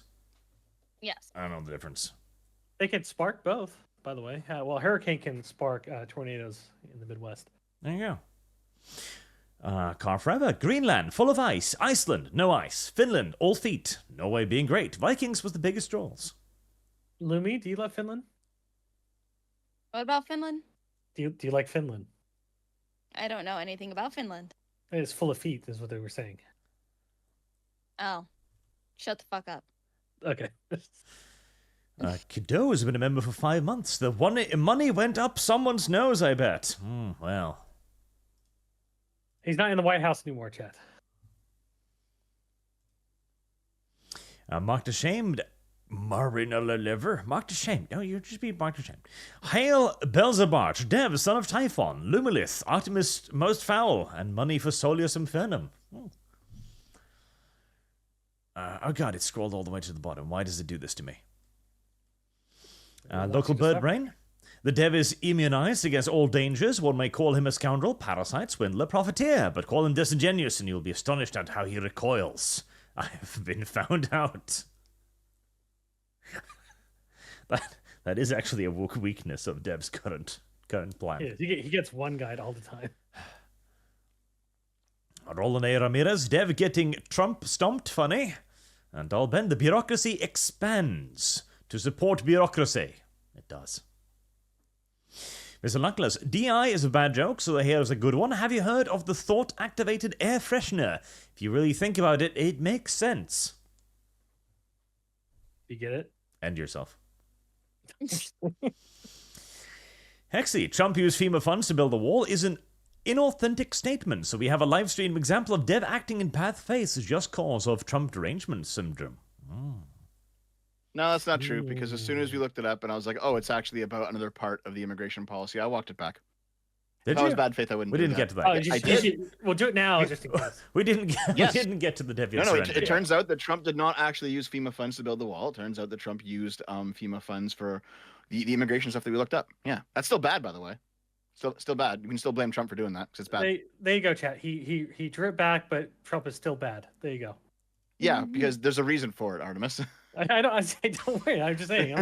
I'm agreeing that you did say that he did not build the wall. With the difference there is he used the disaster relief fund to relieve people of a disaster by hurrying up their humanitarian treatment. disaster.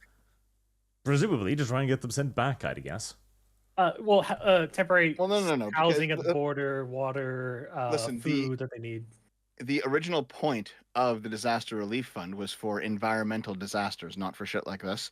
So if we're going to talk about, oh, listen, Biden is using FEMA funds at the border. Well, so does Trump. And you know what? They're both bad. Well, the They shouldn't difference be is he's happening not that way. using it at the border, but we'll get to that. Sure. Marksman 117B, well, Dev hounding another guest. Andre was not expecting the Dev attack, but he still likes you. I've inadvertently done the same. A bit more restraint. Wait, Dev attack? Yeah. What's going on here? I don't know, but Marksman says he likes you now. Who's Weird. that? Who's that? What do you mean, Mark? who's that? What was his name? Yeah, Marksman. Look at him. 170. I don't know who that is. Is it just like a random chatter? Okay. No, he's not random Thank you. chatter. Well, I don't fucking know what's going on here, man. He's not a random chatter. Random chatters are the people who don't give me money. I remember the ones who give me money. Okay, you know what? Fair enough. Look at I'll that. also. You are a post random something chatter in too, the- Artemis. You still fucking owe me. Shut up.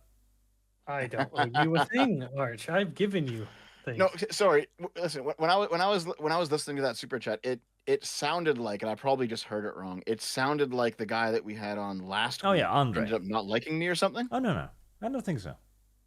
Okay, that's good. Yeah. So Boog has given me a bunch of stuff. FEMA response for emergencies also include the Oklahoma City bombing and the Space Shuttle Columbia disaster. So it's not just natural disasters; it's also man-made. That Hold on. overrun. Hold on. Is that FEMA as an agency, or is it specifically the Disaster Relief Fund? Well, the Disaster Relief Fund, I don't even know if that is specific. They have pockets for different emergencies. I think they do.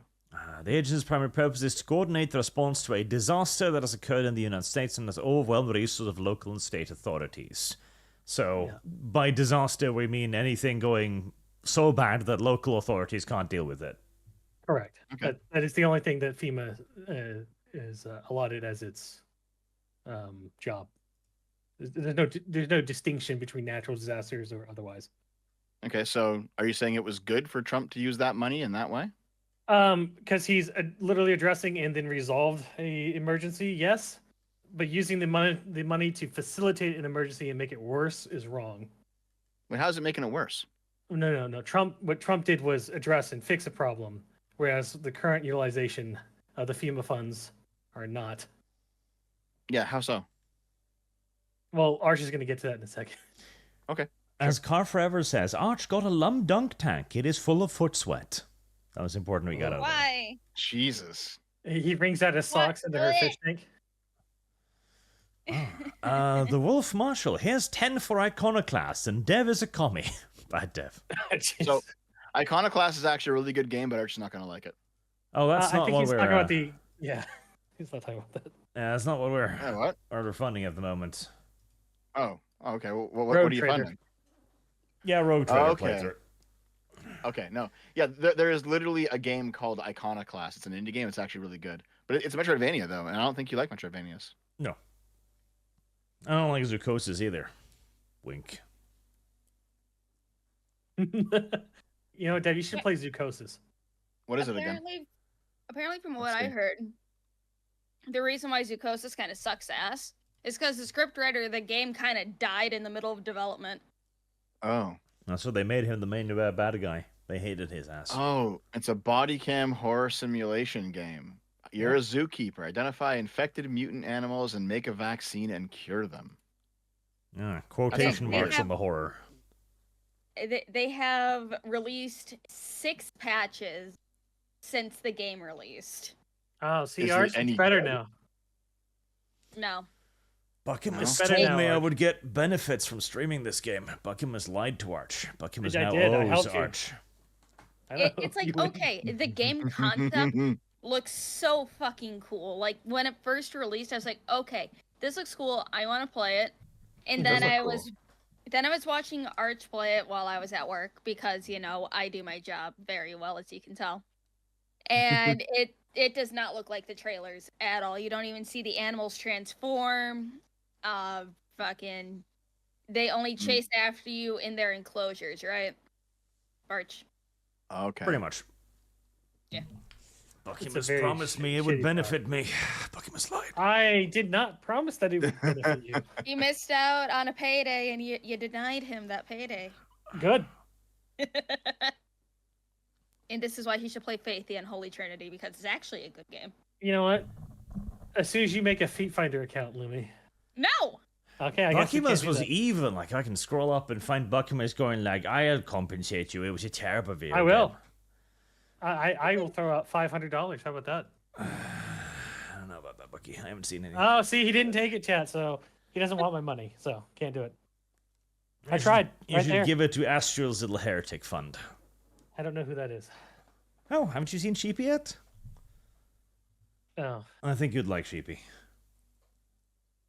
Dev, The you Jeep could is you could very contribute cute. your $200 to the whatever heretic fund that you're gonna owe me. Oh, then I'm going to owe you? Is it all set in stone? Yeah, I could sense it. I guess we'll have to see. Buckymas makes grand promises but rarely delivers because he's a traitor, mus. Oh, okay. Caleb Knight, cue the Flash Kids animation on Black Link. Was there one? It probably was. At home, Dev Dark sat Link, on his you mean? PC. That's why he hates them. Oh, God. No.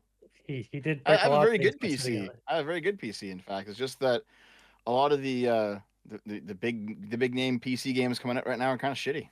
Yeah, A few good ones, but there's a lot of shitty ones. that's why I have YouTubers play them for me before I try to play them. Hmm. Elsa Serrana, just like orcs can change reality with belief, chat will change Lum Lum's fav so she is turned on by feet. Sooner or later. No. No. Boy, Hayton, the FEMA debacle surprises none of us Americans. They are known for being even worse at their job than the VA. Or Veterany? Veterans Administration. Hmm. Trump also had to reform the Veterans Administration when he was in office. And Elsa Far from Serrana. Here it still sucks. Down with the stampede, down with the great tourist trap on Earth. Tourist? Branca 2, could you get back on topic? No. Although, okay. So, FEMA is a disaster relief fund, and whether or not its money has been used appropriately in the past may be doubted, but okay, let's say for the sake of argument that Trump wasted $150 million on FEMA funds, on dumbass things at the border. Okay. I think the current Biden administration is, let's see, 300, 80, so 400, 500, 700, 600, 12, 6, 7, 8, about $1 billion is currently what they claim to have spent on immigrant resettlement and asylum seekers. So not just Sure. at the border, like resettling them into the interior. Yes, that's one of those things too. I believe they said New York in here somewhere. New York, yeah, city to get $104 million from FEMA for asylum seekers. Right. And they all seem to be in red, like not well, New York City, but a lot of the FEMA dumping people are in the red conservative areas. In the swing states for some reason. So here's the thing, right? So I'm looking at these now. I mean, these aren't illegal immigrants, right? Oh, no, these are not actual, like, the,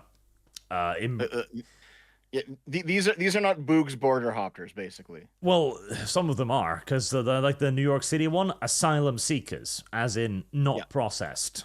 Literally everybody is an asylum seeker when they hit the border. Mhm. It's a distinction without a difference.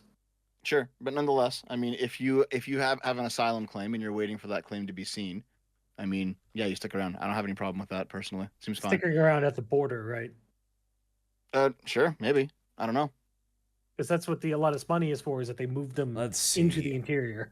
Yeah, I'm actually okay with that too. All of Yeah. these people, So here- according to the here- official designation, are just people who are in America that are non-citizens. That appears to be the definition of a migrant right now, because theoretically, all of them do have the right to apply for asylum, so they're all illegals until the courts can figure out if they're legal.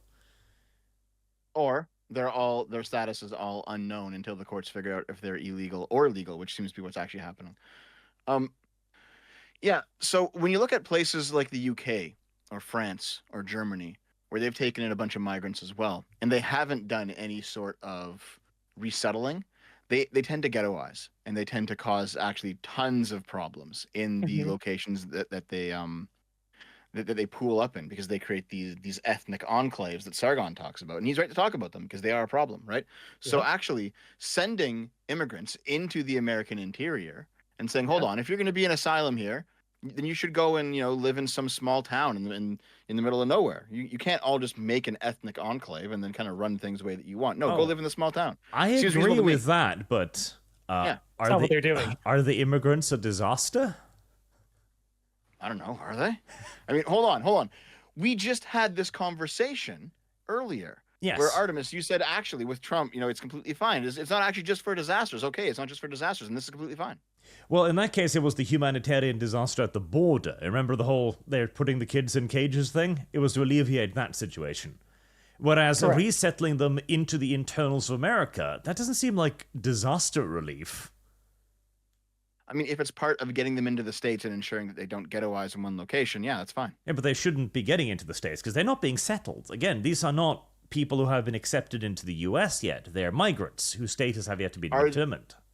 Yeah, but if they're waiting for their claim... Yeah, but we're not going to settle them until we know that whether or not they're actually going to stay. That's also one possibility too. See, I'm value neutral on this. Like if the Americans said, you know what, until you have your asylum hearing, we're just going to keep you in a camp at the border. Fine. If the Americans say, you know what, until you have your asylum hearing, we're going to, we're going to allow you to live a normal life as if we're going to assume that you actually are someone who can come in legally until you have your hearing.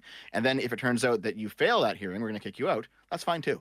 I don't really care about either of these options. They're both fine. But again, there's the thing too, though. It's this question of scale. Because obviously, rehousing them at the border clearly costs a hell of a lot less, one assume, since Trump misused, for the sake of argument, $150 million. Biden has misused $1.4 billion, according to what I see here. All right, I'm back. Mm-hmm. Sure, yeah. So the scale is in a completely different case, because a brief moment going like, okay, there's a crisis, there's a disaster, a humanitarian disaster at the border, we need to use some FEMA money to relieve it, is one thing.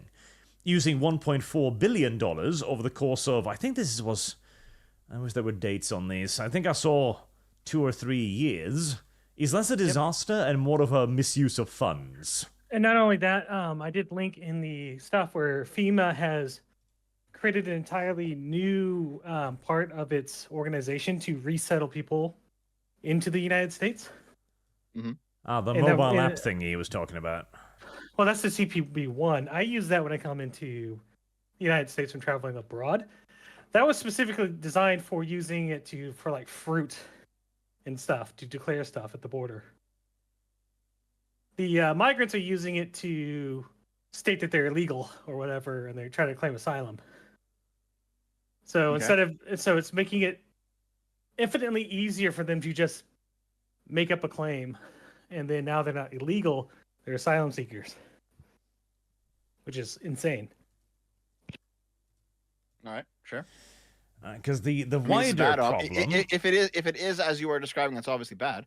But I mean, I'm not going to sit here and be like, yeah, it doesn't matter what if they have a claim or not. We should just fucking not let them in. Which is, by the way, lots of people in chat are saying that. I'm just like, no, I don't agree with that. I don't agree with that. Why? Because I don't. Do you think that people have infinite space and infinite resources to take care of everybody? Of course not. No. Then there has to be a cutoff at some point, right? There does, yes. Okay, so now the only discussion is where that cutoff is, and that's true. People that are dealing with the issue have long since already determined that the cutoff should have been done a long time ago. Well, actually, we haven't even gotten to that point yet, because the next step in this debate then is they spent $1.4 billion, and then they said, we're prepared for hurricane season. Yep. So that is the argument, that we spent this money responsibly, we haven't wasted it, it was used for legitimate purposes, they didn't refill it, then the hurricane came, and now they're saying they don't have any more money. That's not true. That part is only half true. Do you have the Mayorkas thing I sent you? Yes. Arch? Yeah, okay. Just give me a second here. So when this conversation started like an hour and a half ago now, Lumi, you mentioned that someone, and this is not me blaming you or anything, I just want to refresh my memory. Lumi, you said something like a person at FEMA said they ran out of money, and like, oh, where'd all the money go? No, it was Mayorkas that said that in a press conference or something. It's like Correct. in in April, he said that, oh yeah, we have plenty of money. We are ready for hurricane season. Hell yeah, brother, and all that shit. And what was it? A couple days ago, yesterday, he's like, yeah, we're out of money. Yep. Oops. It's the Yeah, same so this guy. is October 2nd on the White House website. Press gaggle by Press Secretary Catherine Jean-Pierre and Secretary of Homeland Security Alejandro Mayorkas en route to Greenville, South Carolina. You're talking about that one, right? I don't know.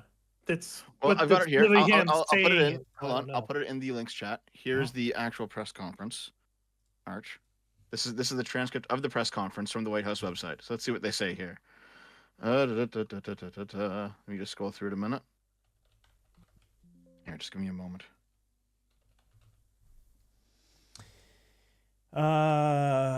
We do not have the funds. FEMA does not have the funds to make it through the season. And what is imminent? So yeah. Yes, so that's true. So, well, that's not the whole story, though, right? Because the question that was asked was, talk to us a little about how confident you're feeling in the amount of funding right now. The president mentioned that he was thinking about bringing Congress back to pass more funding. Is that something that you think might need to happen? He says, we are meeting the immediate needs with the money we have. We are expecting another hurricane to hit. We do not have the funds. FEMA does not have the funds to make it through the season and what is imminent. So what he's basically saying here is that we have enough for what's going on right now, but since it is hurricane season and more hurricanes will come, FEMA does not have enough if another hurricane like this hits. Yeah, yes, which is what the other $1.4 billion should have been spent for. Yes. Right, but at the same time, I mean, what it does sound like is Congress is going to come back and they're going to pass a funding bill and then it's going to be fine. Yeah, possibly, but that's the thing. They shouldn't need to do that because the funds were already allocated. And now they're going to have to print more money and make up more money because the money that was going to be spent for this specific purpose has already been used on migrants. Correct. All right. I mean, well, again, this is something that this is the previous level of conversation that we had, Artemis, where earlier you were arguing that it was completely fine to do this sort of thing. So it's okay. No, not this sort of thing. Yes, you absolutely were. Listen, I made the initial claim that it was my opinion that FEMA money should only be used on environmental disasters, okay? Things like floods and fires and hurricanes and things like that. And you said, no.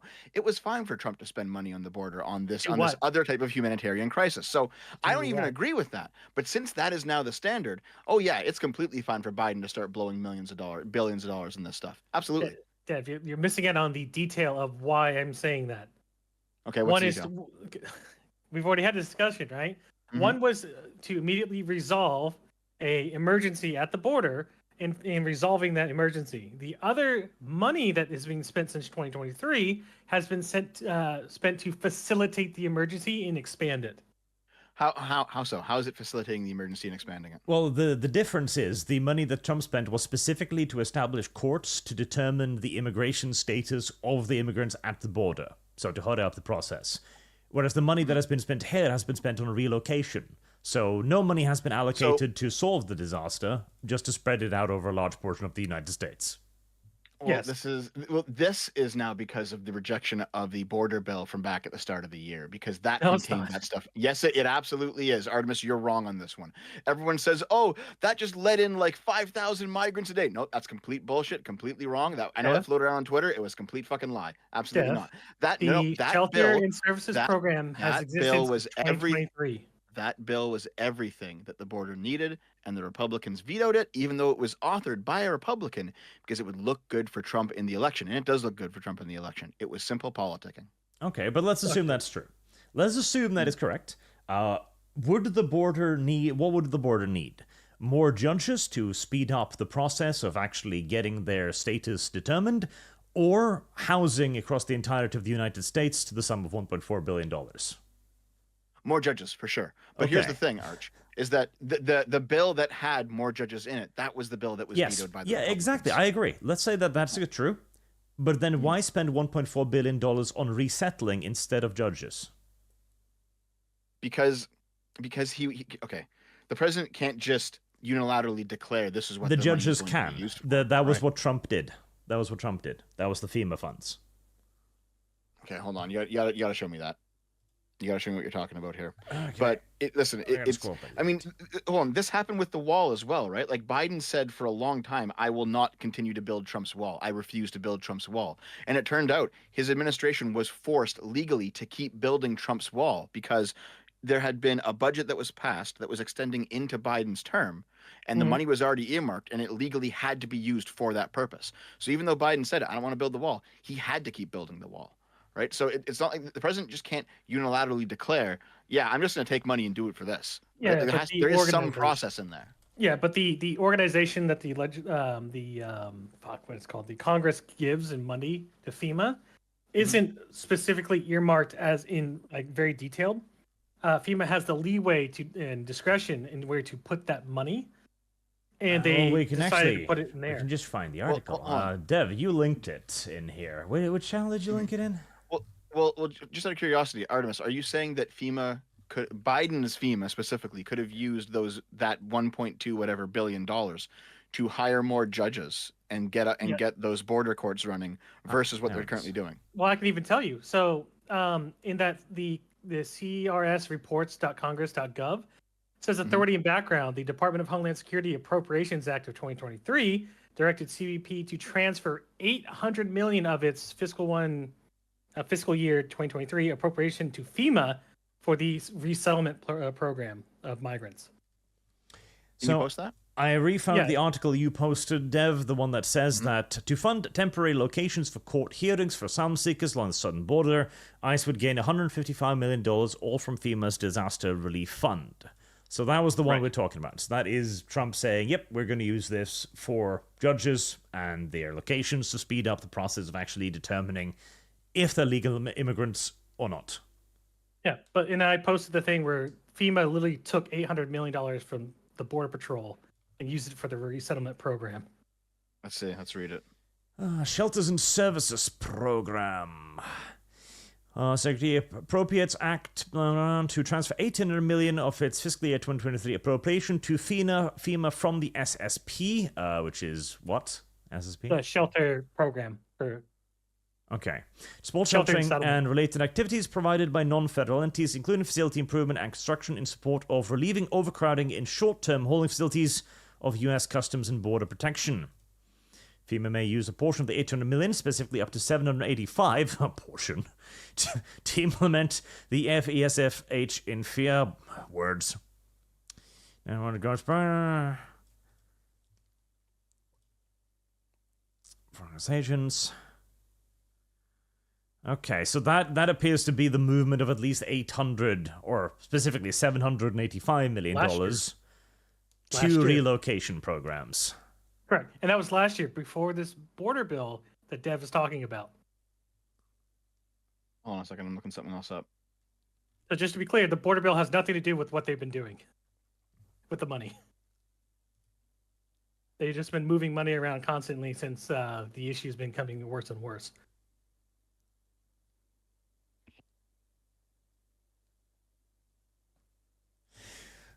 Whilst Dev looks that up for a moment. Yep, just let me know when you've got it. So on the lit, Arch loves NTR so much that he goes to the source for the finest examples. What, Lum Lum? Is Lum Lum the source of NTR? No. He would like you more Lum Lum if you said yes. No? All right, continuing with the food. Okay. No, so hold on, just real quick. Yep. Artemis, the funds actually are earmarked for FEMA specifically because there is the Disaster Relief Fund, which is a part of FEMA, and then there's the Shelter and Services Program, which is also a part of FEMA. So when Trump, recently, for example, said Biden has raided FEMA and there's no longer any money for hurricane relief, that's not true because all the money that was used for the migrants didn't come from the Disaster Relief Fund.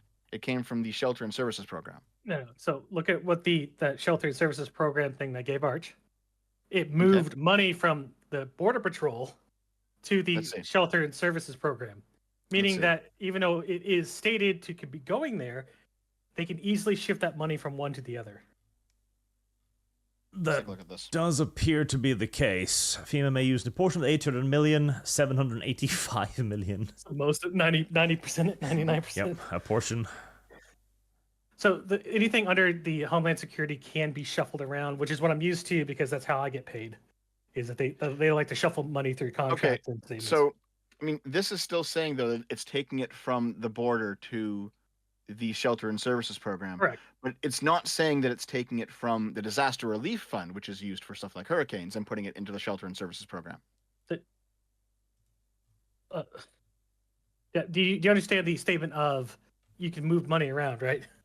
No, yes, I understand that statement. But Okay. do you have anything that specifically says So- they took money from the stuff that was meant for hurricanes and disaster relief and moved that into Shelter and Services Program? I think my point being is that they could literally just take the Shelter and Services Program and move it into the disaster relief right now, and they could do that to like not have this issue, but they're not doing that.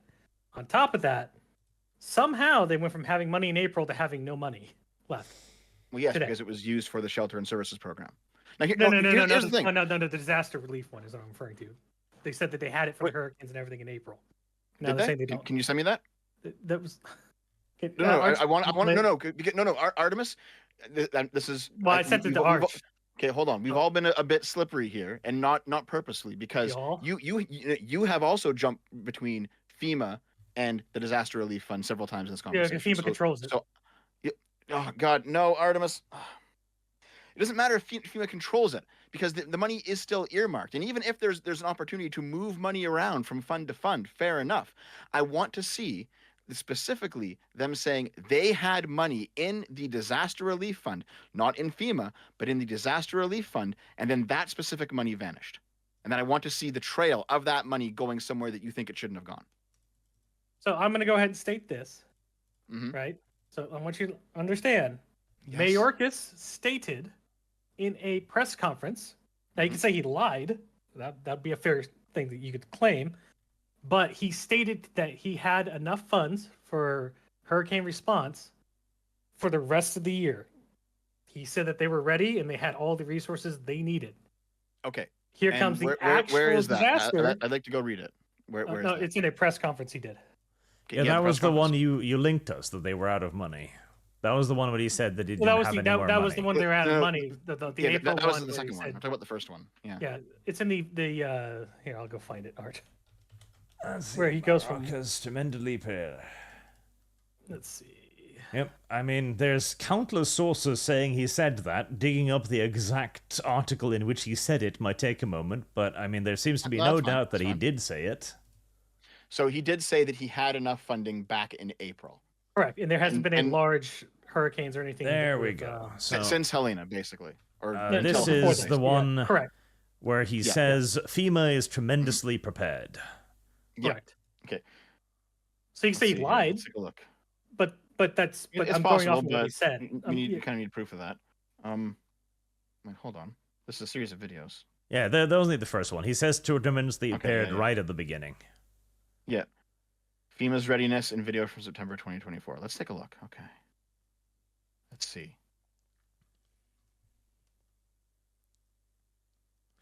Yep.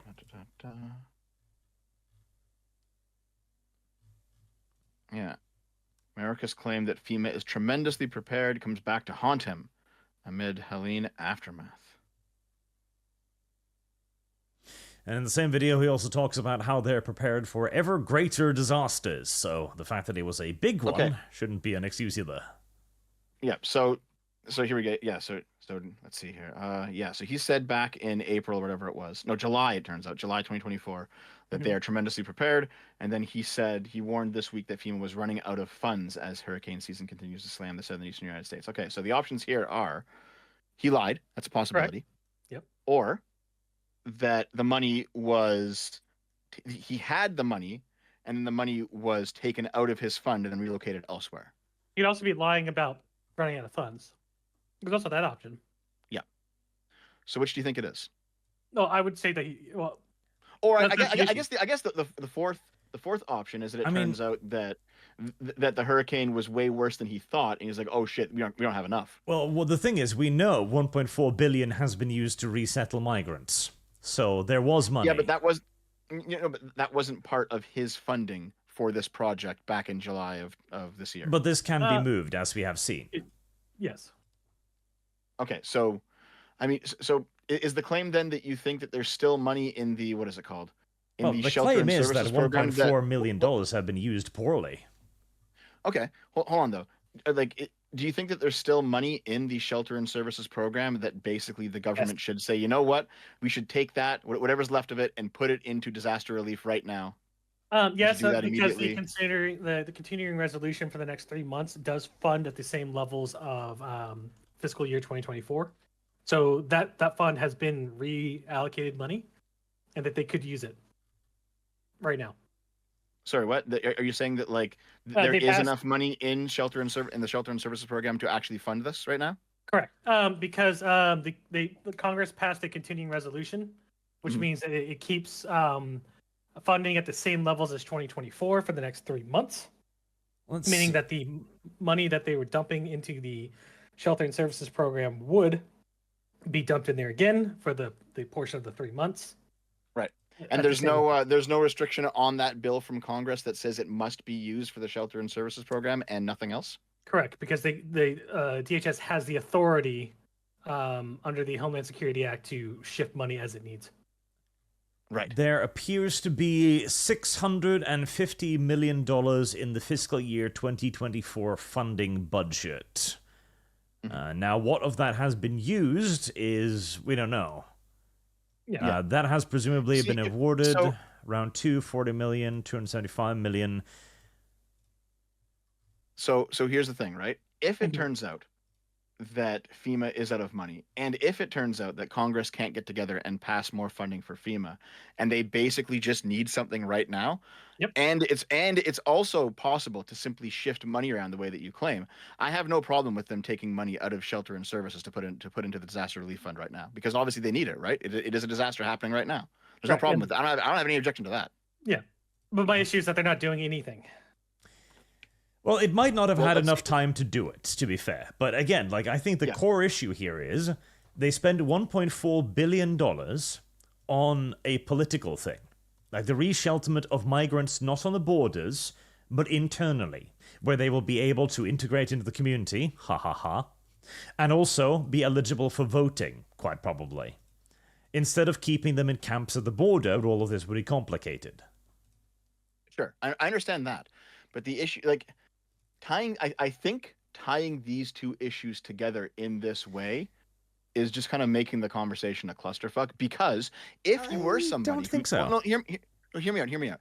If you were somebody who held the opinion that, one, it's completely fine to resettle the migrants into the interior, and two, that FEMA should have enough money to deal with whatever hurricanes it's coming up with, and if there's not enough money, it should be the funding should be restocked. If you were someone who holds those two opinions, then saying, well, they took money from one source to use on the other, it doesn't really hold any water. Well, because there's two objections here. One of them is you should not have used money on migrants. The second one is FEMA doesn't have enough money to help out with Hurricane Helene. Those are two different things, and twinning them together, it doesn't make any sense, because you could quite literally think, actually, no, we should fund the migrant thing and we should fund the hurricane thing. And in fact, the government's completely capable of doing that, and they probably will do that, in fact. Well, they weren't capable of doing that. The thing is, what is most important here? Hurricanes or migrants? They can do both. They couldn't do both. They haven't done both. They can, and they will. Well, they're not doing well, we don't know yet. Are we assuming that? Yes, because Congress is currently on recess. They're going to come back and probably fund it. Congress is on recess until after the election. Dev, do you know there was a massive fire in Hawaii in a place called Lahaina? I've heard, yes. Yeah. Do you know what FEMA did in that area? Tell me about it. Nothing. Are you sure? Yes. Yeah. The people who lived in Lahaina are still complaining that they have done nothing, that they live out on the streets right now. The most that FEMA did was house their people in 5-star hotels. Yeah, they're people. Because the point appears to quite simply be there was money. 1 year later, Maui wildfire recovery continues with nearly $3 billion in federal support. What the fuck? Okay. Okay, FEMA, hold along with on. our federal partners, are on track to provide approximately $3 billion towards the Maui wildfire recovery. This includes $1.3 billion in mission assessments to expedite recovery through debris removal and disposal, temporary housing, school construction, infrastructure repair. This idea, okay, hold on. This idea that they've done nothing. Come on, guys. All right, go ahead. What are you gonna say? I was going to say that the people impacted, right? Not the school infrastructure, not the town hall. Mm-hmm. The people who lived in Lahaina are saying they have not been given anything, no support. They've been without homes, without jobs, without places to go to, no food, no water. That they've had to move to not like it was like a different place on Maui that they've had to go to. That they just don't have anything. You're talking about assessments for like quotes and stuff for removal of debris. That has nothing to do with the support of the people themselves. Do you know what the differences between those two things? Okay, so when you say support of the people themselves, Yes. what specifically would you want done? Like, because if we're not talking about rebuilding infrastructure, are you talking about like giving them shelter while things are being rebuilt? Are we talking like what are we talking about here specifically?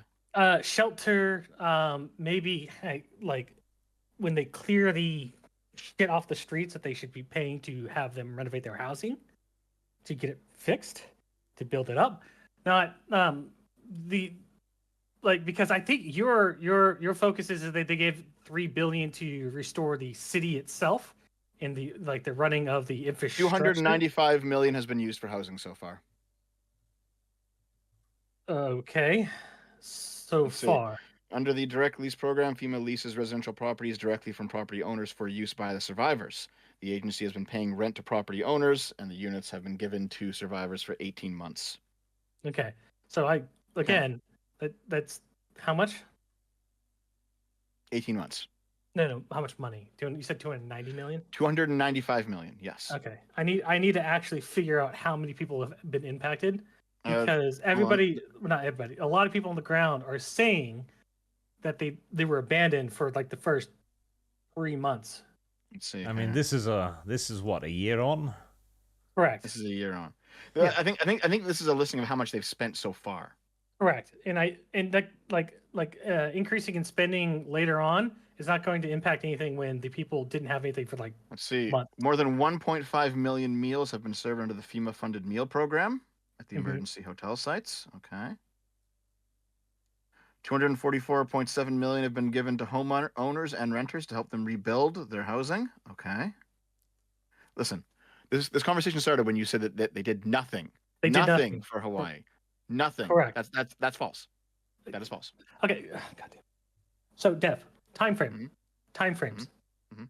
Okay. When a great plan delivered after an event has already taken place, or when it was needed, is useless. A semi-formed plan with some money is better now than something coming too late. Yes. Just to be clear, before we go down this rabbit hole, nothing is incorrect, right? When you said nothing, that was wrong. Okay. I'm gonna wait like 2 years for us to tell them that the hurricane relief funds did come. They just came a year after the fact. Is that fine? No. I said this was stuff they've been doing. Okay. Hyperbole. Are we going to pick on hyperbole? Yes, he will. Because it happens to me every single fucking time I'm on well, the show. The thing is, Dev, I believe the point that we've come to here is $1.4 billion has been spent, and there's not enough money for disaster relief. That is the crux of it. And if they then, in a month, decide to allocate more money to disaster relief, when another 1,000 people have died, then there will have been money, but it will have come much later than it probably should. So here's the issue, right? If you look at what the Secretary Mayorkas said, he said that he has enough for right now, right? So by the way, everything that I'm about to say still is laying out a pretty bad state of affairs.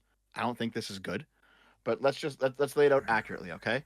The idea that the disaster relief fund is out of money and there's just nothing else anyone can do. That's not happening, right? They have enough to cover. To be precise, he said we are meeting the immediate needs with the money we have. So he's not saying he has enough. He's saying they have enough for emergency measures at best. Yeah. So if we're talking about just the recovery from Helena or from Helene, we have enough there. But then he then later goes on to clarify that if more hurricanes come in, we're going to need more money, right? So for this current crisis, there is in fact enough money. And the claim that there's nothing left and it was all given to migrants, that just isn't true. Well, they are meeting the immediate needs. That is not saying they have enough. Immediate needs in the case of a disaster is food and basic shelter and water, basically. Okay, let's see. I wonder how much. I wonder what he thinks he will need in, let's say, a month's time or something. And even if, okay, let's assume that they have everything they need right now for this disaster. If they are still then saying that we do not have enough for any potential future disasters in hurricane season, that is still an enormous fuck up.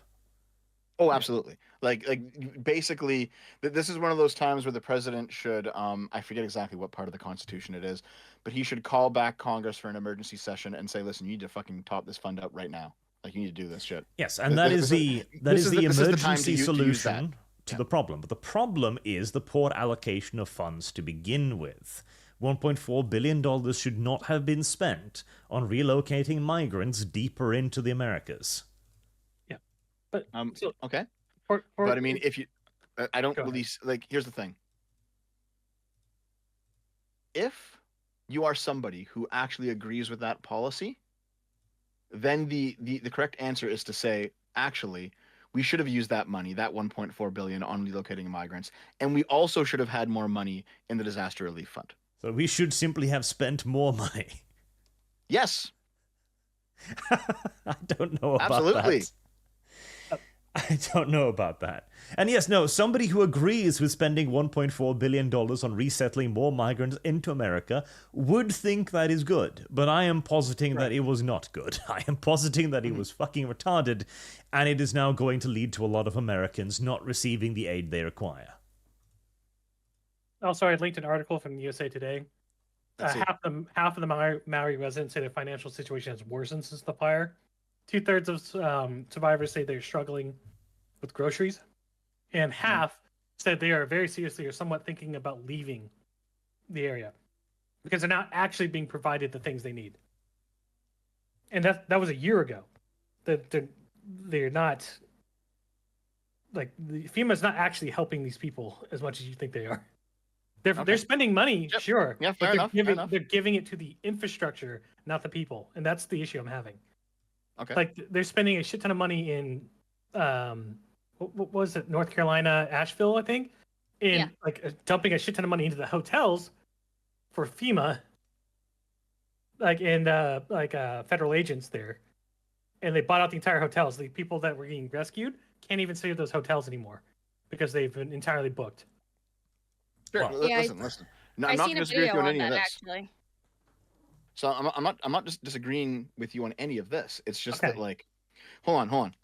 Because this is why I said this is two different issues. Actually, right? No. Let's ignore the fire. I don't care about the fucking fire. It's a completely separate topic. No, but it's still kind of related, though, because what's happening here is that this is why I said this is two separate issues. Because one issue is FEMA is spending too much on migrants. The other issue is that whatever money FEMA is using for disaster relief is not being used properly. So even if you stripped away all of the stuff that was going towards migrants, that still wouldn't solve the problem of whatever money is being allocated for disaster relief not being used properly. In fact, I saw a super chat. They blamed me for this take, even though it's actually not my take. But they basically said, look, FEMA has decided to falsely report how much money they embezzled.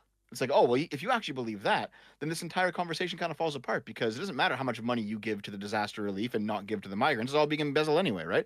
Like, if FEMA is improperly using the funds that they have, such that even if you give them hundreds of millions of dollars, as you say, Artemis, they're not helping the people, they're helping the infrastructure. That is not a problem with the migrants. That is a problem with what FEMA does with the money that it's given, even if it's given to the right cause. No, that's because its priorities are wrong. How so? Because it's not trying to help American people. Its priority isn't to help American people; it's to help non-citizens. Hold on. Well, what non-citizens are being helped in the Hawaii relief? None. That's why they didn't get hardly any money. Why did you They got 200 decide million. to bring up a separate topic and then Oh, say a dumb sorry. about it? And now because not. Well, no, because it's about how FEMA operates, right? Correct. And listen, if you want to hold on, if you want to lay out the criticism that FEMA takes money and wastes it, Yes. maybe that's true. That's fair enough. If you want to say that FEMA wastes money specifically by rebuilding like corporate infrastructure and not rebuilding people's houses, that might be true too. I don't know.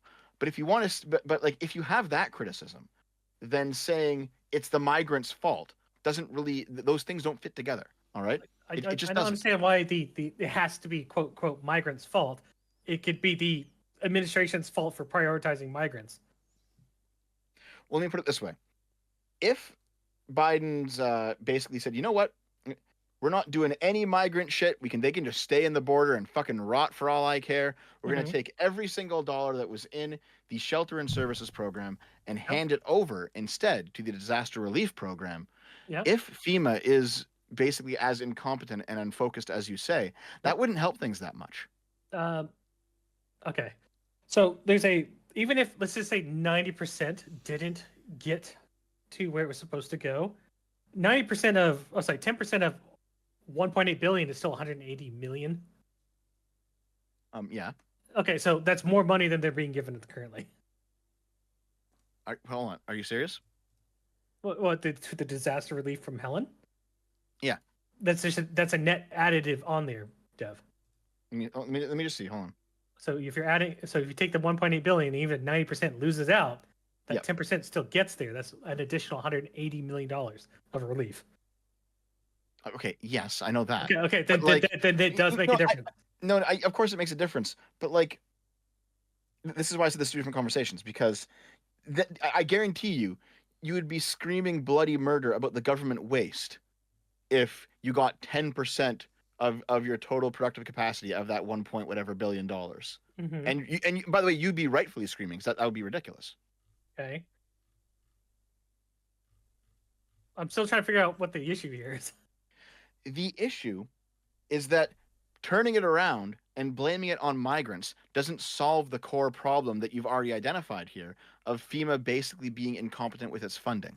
Well, no, but it would still mean that there was more money. If that's Buckymus's point. Even if we assume that the corruption is rampant, there would still be more money to spend if they hadn't spent 1.4 billion on migrants.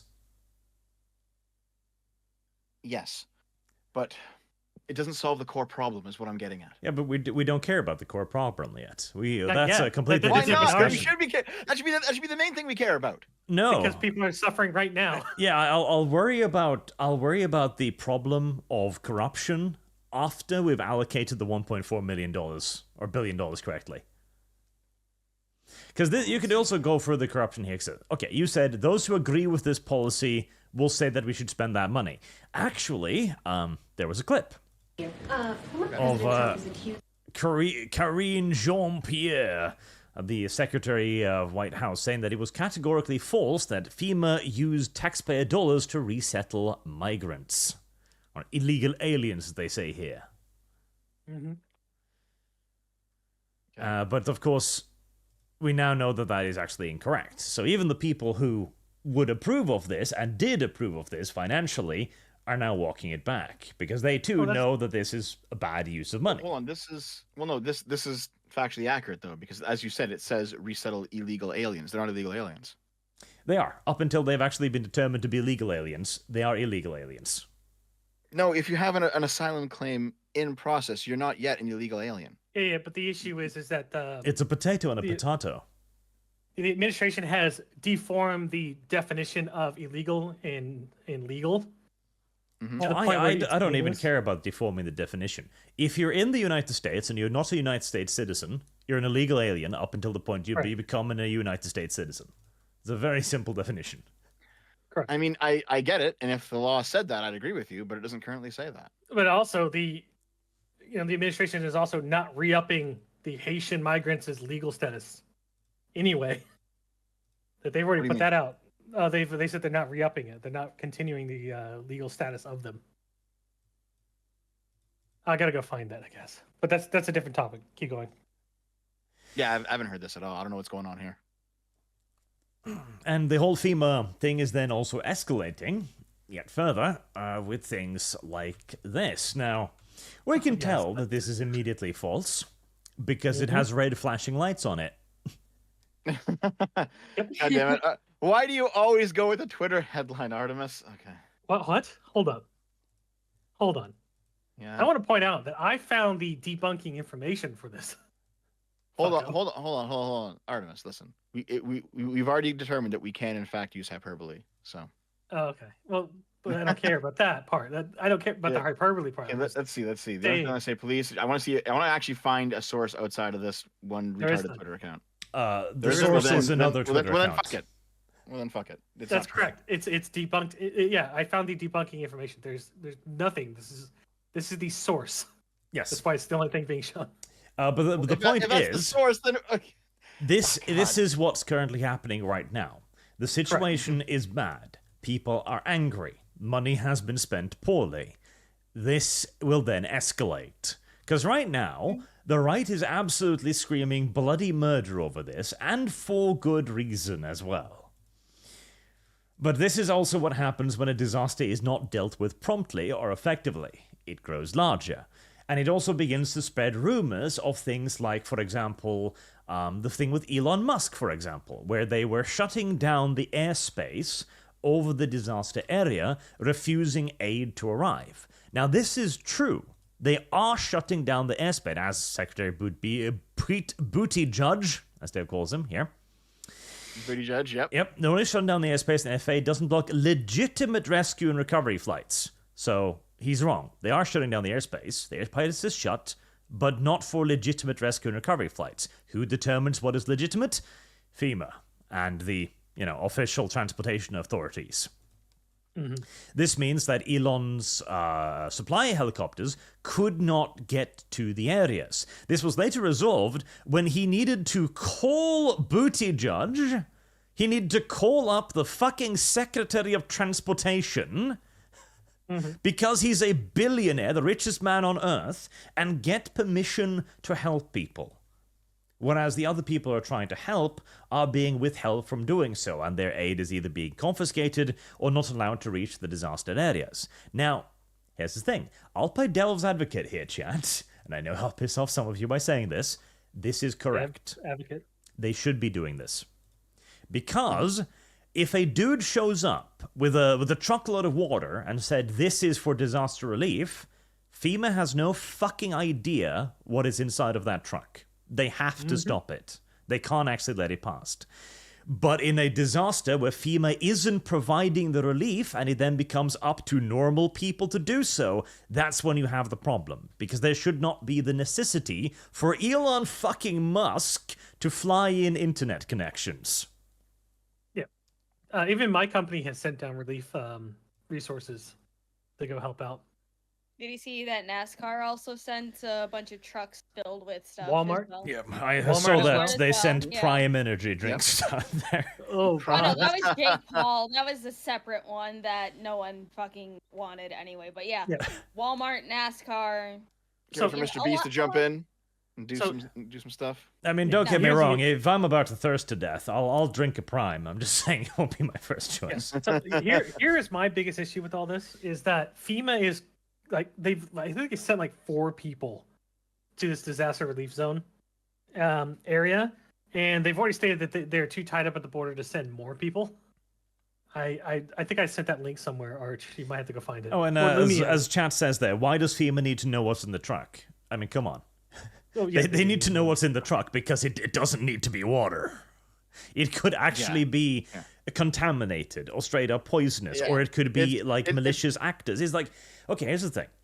You know the craze a few years ago when we had smaller problems to worry about? Like, oh, there's razor blades in the children's candy apples in Halloween. How big that thing was? It was because somebody found one razor blade. And, should you check your kid's candy then? Probably. Is there a good odds that there's a razor blade in there? Nah. It's probably like 1 in a billion. But there could be. And when there comes to something like disaster relief, you do have to check. Yeah, I found it here also. So we have people on the ground that are reporting what they're being told by the FEMA people in the hotels. So I put that in the talk here one. Oh, in the chat. Let's see. Okay, red flashing lights immediately ignored. Questioned. Yeah. Okay. But it's somebody who's This on the lady ground. overheard 4 FEMA execs at the airport. I'm sure she did. Yeah, like I don't put a great deal of stock in that. Flashing lights, woman says. I think it's a woman. That's fair. The big thing is that the people are saying that FEMA is extremely incompetent in the way they're doing things. And it looks like they're really fucking incompetent in the way they're doing things. So I'm going to take the people on the ground who are actually providing, disaster relief over the people that are trying to tell people to sign up online for disaster relief funds that they have to pay back. I was like, Chad is on this. Like, I heard about that. It doesn't take long to look through a truck. Sure. Now look through 1,000 trucks, 10,000 trucks, 500,000 tons of disaster relief material.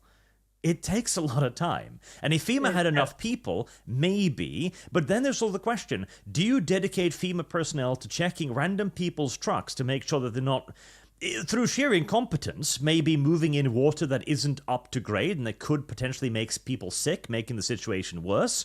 Or do you prioritize the FEMA water trucks and get them in there and so on? Like, because they've already been checked. Yes. Yeah. Now, to be fair, you could hold Walmart accountable. Yeah, like sure. the Walmart trucks, you can hold their executives accountable.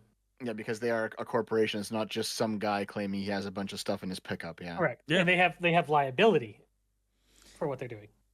Yes, like there are. See, that's the problem. There are so many nuances here, but the issue is this shouldn't be a problem because FEMA should already be there with the required aid that is necessary. That is the entire point of FEMA.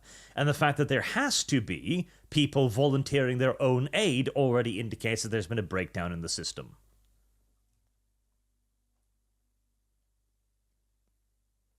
Yeah, like the Cajun Navy is out flying rescue missions. They have 40 fucking helicopters. Well, imagine that, because I want to argue with Chad. I heard about the helicopter thing. Because Tick Tick Boom says, it's better for 1,000 people to die of dehydration than one person to die of poisoned water. Feds. Well, imagine if the water it wasn't pure, right? It looks good, because you can't really tell if water is infected with bacteria, for example. And people started drinking out of this truck. You don't have one person who's sick. You've got hundreds, if not thousands of people who now have diarrhea, for example. Yeah. Dysentery. Yeah. El bigo Massive problemo. Dehydration. Yep. But again, if they had another $1.4 billion, I feel like the disaster relief efforts would have been more potent. Correct. They should have been on the ground immediately the day after, and they should have had a distinct, clear statement of response that they're doing. And the issue is that I for the life of me, I can't really find them doing that. I can't find it anywhere. Teletech Marine Chad is arguing logistics against Arch. Yeah, no, this is a field I'm actually fairly good at. Yeah. So you have a massive amount of civilians doing the work of FEMA and probably doing more than what FEMA was actually going to provide. And then I think that's the issue here. I also do recall the reason that this part of the conversation started is because of the there was like private people with their own helicopters, like trying to go and get people, and they ended up getting grounded. And the main reason they got grounded is because the government basically said, listen, we have no clue who you are. You're going to get in the way of our helicopters doing things unless you coordinate or you register or something. You can't fucking just do this on your own. Yeah, people started getting mad about it. It's like, well, that's like we're talking about airspace now. It has to be done. It's the problem too, right? Well-meaning amateurs. And here's the thing, as the chat says, how likely is it to happen? Not very. Like, there's every chance that if you let civilian helicopters go in there and rescue people, 9 times out of 10, it's probably going to work out. But what happens when one of those eager amateurs crashes with one of the relief helicopters? And again, because they're not coordinating. Yeah, because and again, all of this is bureaucracy. Do you know what kind of radio bandwidth he's on? Can you communicate him? Do you know if he's a legitimate rescue operator? And so on. Like, it's bureaucracy, but it is necessary bureaucracy. Like if you have a civilian helicopter come in and sit on the helicopter pad because he ran out of gas, well now you can't disgorge any survivors from the actual medical helicopters. Mm-hmm. Yeah, like, again, it sucks. And again, the entire thing is, if FEMA was there and doing their job effectively enough, there wouldn't be any use for this. And the fact that there is use for this is the problem. Like, FEMA is not doing their job. And the fact that then eager amateurs come in and try to help out of the goodness of their own heart just then complicates the situation even further. It's a retarded situation, but it is their situation. Also, the whole what was it? Was the flight zone? I can't remember what it's called. The what do you call it when the zone of flying around? I can't remember what it's called. Fuck. The basic. Go ahead. It's not a no-fly zone. That's military. Yeah, the fly. So the fly zone area being shut down for only legitimate rescue operations. That doesn't make sense to me because the scale of damage is so massive that most airports in the regions wouldn't be operating. So the airspace would not be nearly as cluttered as they're making it out to be. Well, that's a good point too. Yeah, there might still be ways to organize it. Correct. Because no fixed-wing aircraft is going to launch from an airport like that. Well, no fixed-wing aircraft is going to launch from an airport like that, hopefully. And again, like, yeah, Chad, of course people who fly a helicopter is trained for it, but they're not trained to anywhere near the degree of a professional rescue pilot. Again, as I say, eager amateurs. Mm-hmm. But it's a major disaster, and people are now making up narratives on both sides, which is the problem, is it will then begin to escalate. Again, the report about people being arrested, for example, that is a genuine issue, because now you get people thinking that maybe it's okay to start arresting federal officers, helping. Well, I mean, the sheriffs, I feel like the sheriff should, if they're getting in the way of people getting saved, to be honest. Well, then it also comes the problem. Now we're back to the safety guy problem. Does the sheriff get to go up to the FEMA person and say, you're not rescuing those people, right? No. I don't mind if sheriffs go up to FEMA people obstructing somebody from being saved. Well, then again, it comes to the question of obstructing, FEMA is the right? safety guy. Because the FEMA people would be the safety guy in this allegory. Would they? I suppose. I don't know enough about how FEMA operates in that area. Basically, when they take over an area, they take all the resources that are not given to like churches specifically, and they seize them and say you're not allowed to like dispense any of these. You got to give them to us, and then they coordinate the resources. But they don't have enough people on the fucking ground to do that, so they're just hoarding all of it. Apparently, that's what the accusation is. A sheriff outranks FEMA. Come on, chat. Really, you think that? A sheriff comes... Yeah, okay, correct. But, do you think they are better at organizing a rescue operation? I mean, maybe FEMA is just really incompetent at their job. That's possible, I guess, but I figured they'd have some sort of expertise. I mean, do you want to talk about some other parts of the government that are supposed to be competent at their jobs? I mean, sure enough, but I don't think a law enforcement officer should be the most qualified person on the ground to handle a national disaster. Maybe. In Dev's defense, some of those FEMA people could be good people and competent at their jobs. Some. Not all. Some. Not all. Obviously not all. Okay, there we go. I want to get Dev's opinion out there. What? Well, that's your opinion on most of the incompetent like government entities. Some of those people are not incompetent. Some of them people can actually do their jobs. Of course, yeah. Yeah.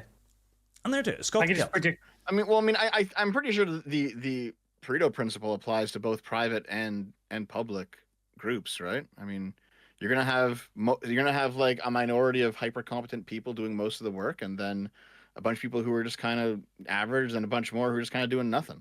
And then it scales upward with more people at the top and less at the top, more at the bottom as the group gets bigger. That's just pretty normal, huh? It's not a problem it's not like a problem that is endemic to government. It's a problem that's endemic to human organization.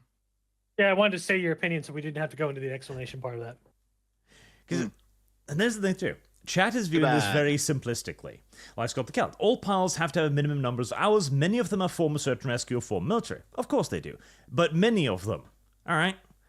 Many of them. What about the other ones? Do you know their qualifications?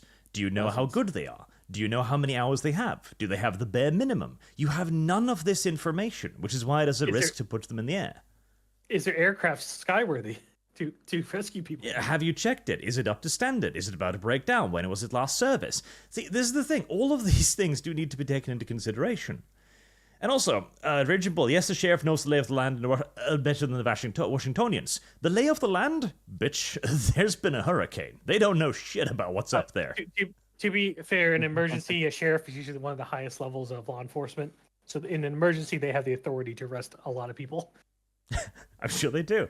But this is like, there's been a mudslide. Are you going to trust the sheriff to go like, oh yeah, that looks safe?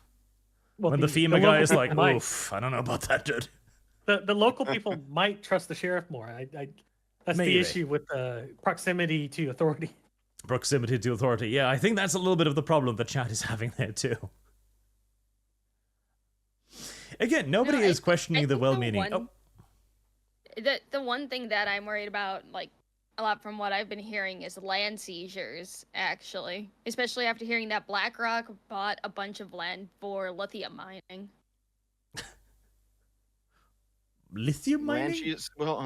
Wait, land seizures regarding Hurricane Helene? Is that a thing? Yeah.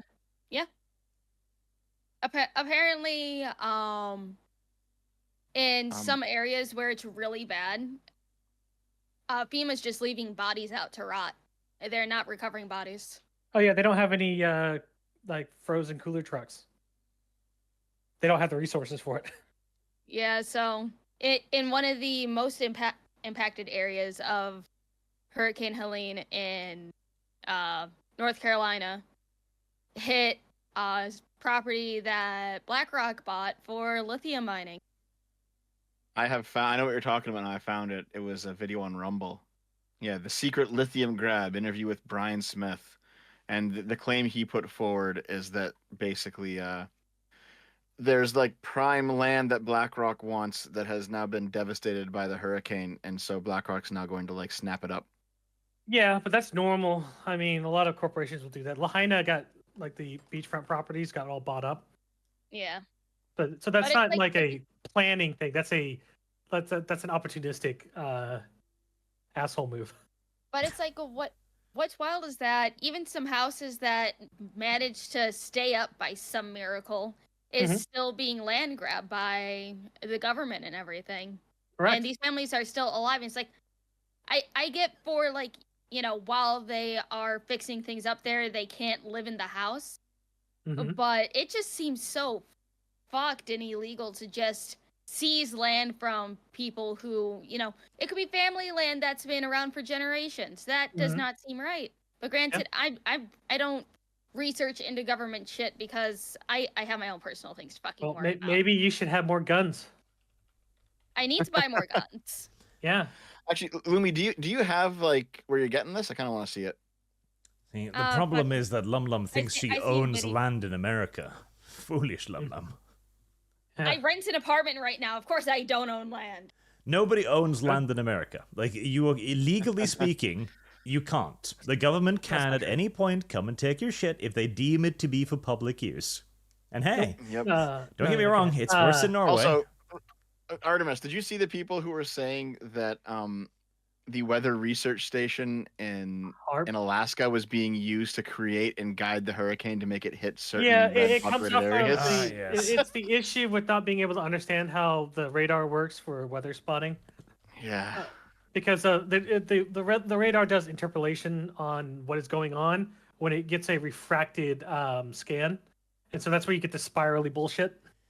Yeah, so this is the next level of the crazy that's currently going on. The idea that the hurricane was created by the government. Yeah. The reason being is because if anything has enough sufficient energy to do that, it would have just popped the hurricane. That's another thing, too. Like, it's caused a lot of just madness, this thing. And again, it shouldn't have needed to happen. If FEMA had another $1.4 billion, odds are they would at least have been able to do more than they're currently doing. Yep. One would hope. Correct. They would have had at least 8 supervisors out there, so 4. Abolish property tax. I agree. Hey, I agree. I am paying double property tax on my house, okay? I'm paying the government twice. You need to pay them 8 times. Ouch. Just for being Norwegian. That is, see, that's one thing. But yeah, no, in the US, as long as eminent domain exists, the government can legally take your shit. You can mount a defense, but at least you don't have to pay for it. See, in Norway, you have to pay to keep your land. And if you don't continuously pay to keep your land, well, fuck eminent domain. You'll just forfeit it. Eminent domain does not exist on Native American property. Oh, okay. There you go. So you just need to get with any of the Indian tribes and ask them to, quote unquote, buy land or marry into the tribe. And then you can just run stuff on it. That seems like an oversight. We should have eminent domain on the tribes. No, that's not oversight. That's a treaties thing going back to the fucking founding of the goddamn country. Well, there you go, chat. Alter the deal. If you want to own land, become an immigrant. In Oklahoma, the federal judges gave away like jurisdiction over, or like half of Oklahoma to Native Americans. I recall hearing that. And that's part of it. Because those treaties still are enforced. Now, you could say, violence is the supreme authority from which all other authorities derived, and, the United States could just come in and fuck everything up. But currently, that's a way to get around the property taxes thing. Well, there you go. Become a migrant into a Native American tribe. It's the best way to secure your rights. Because the government may not be willing to enforce your rights, but they are willing to enforce treaty obligations to others. Dev thinks that rights are all the same. I was correct about that, by the way. No, I for practicality's sake, yes. But the way you're boiling it down to, there's just it's not a useful definition of rights. It's useful philosophically. No. Absolutely. Philosophers would disagree. Yeah, well, they're all idiots. Well, there we go. Philosophers are all idiots. I agree. Mm-hmm. Maybe if the people hit by the hurricane were Indians, they'd get more help too. No, if they're Ukrainians, they would. Ah. Oh my God. So apparently 5 minutes ago, Elon Musk was on stage at a Trump rally in Pennsylvania. Yep. And he said, "I'm not just MAGA, I'm dark MAGA." Oh, they're doing the dark Brandon meme thing. Yeah. Well, so there was like a dark MAGA Twitter account for a while that was posting like God Emperor pictures and stuff. It's always great when the left always produces shit that they think would be disrespectful, but is also just awesome for everybody else. Like the giant Trump statue, 40K version. Yep. Did we ever know what happened with that giant Trump statue in the naked one? Yeah, in Nevada. It's probably still up because usually they don't take things down like that. No, I heard it disappeared overnight. Oh, did it now? It just vanished? It was just gone. The fact that somebody wanted to pay to build a massive Trump penis thing was funny to me. Well, at least he got something out of it. He got on the news and stuff. Not bad. Oh, here's another thing. FEMA's coordinating with Donald Trump. Well, I need a leader. Yeah, I mean, well, I think that's pretty common whenever something like this happens around election time. If there's like 2 candidates, they're both going to show up and like do a little tour. And I have never heard of this happening during an election. I've heard of it happening for sure. Really? Like what? I recall previous elections where like something happened and then both candidates kind of went down there. I've seen that before. No, going down there is one thing, but coordinating disaster relief with FEMA when you're not even in official government capacity is kind of crazy to me. Well, hold on. What do you mean coordinating beyond Trump's like personal visit with his campaign? He's getting briefings from FEMA. Oh, well, hold on. Yeah. Former presidents always get briefings from the federal government for things. That's pretty common, isn't it? He's okay. I want to point out, even you think that Trump is not like other former presidents with all the things going on. Mm-hmm. So why would you think that the government administration in power right now would willingly give him any type of information.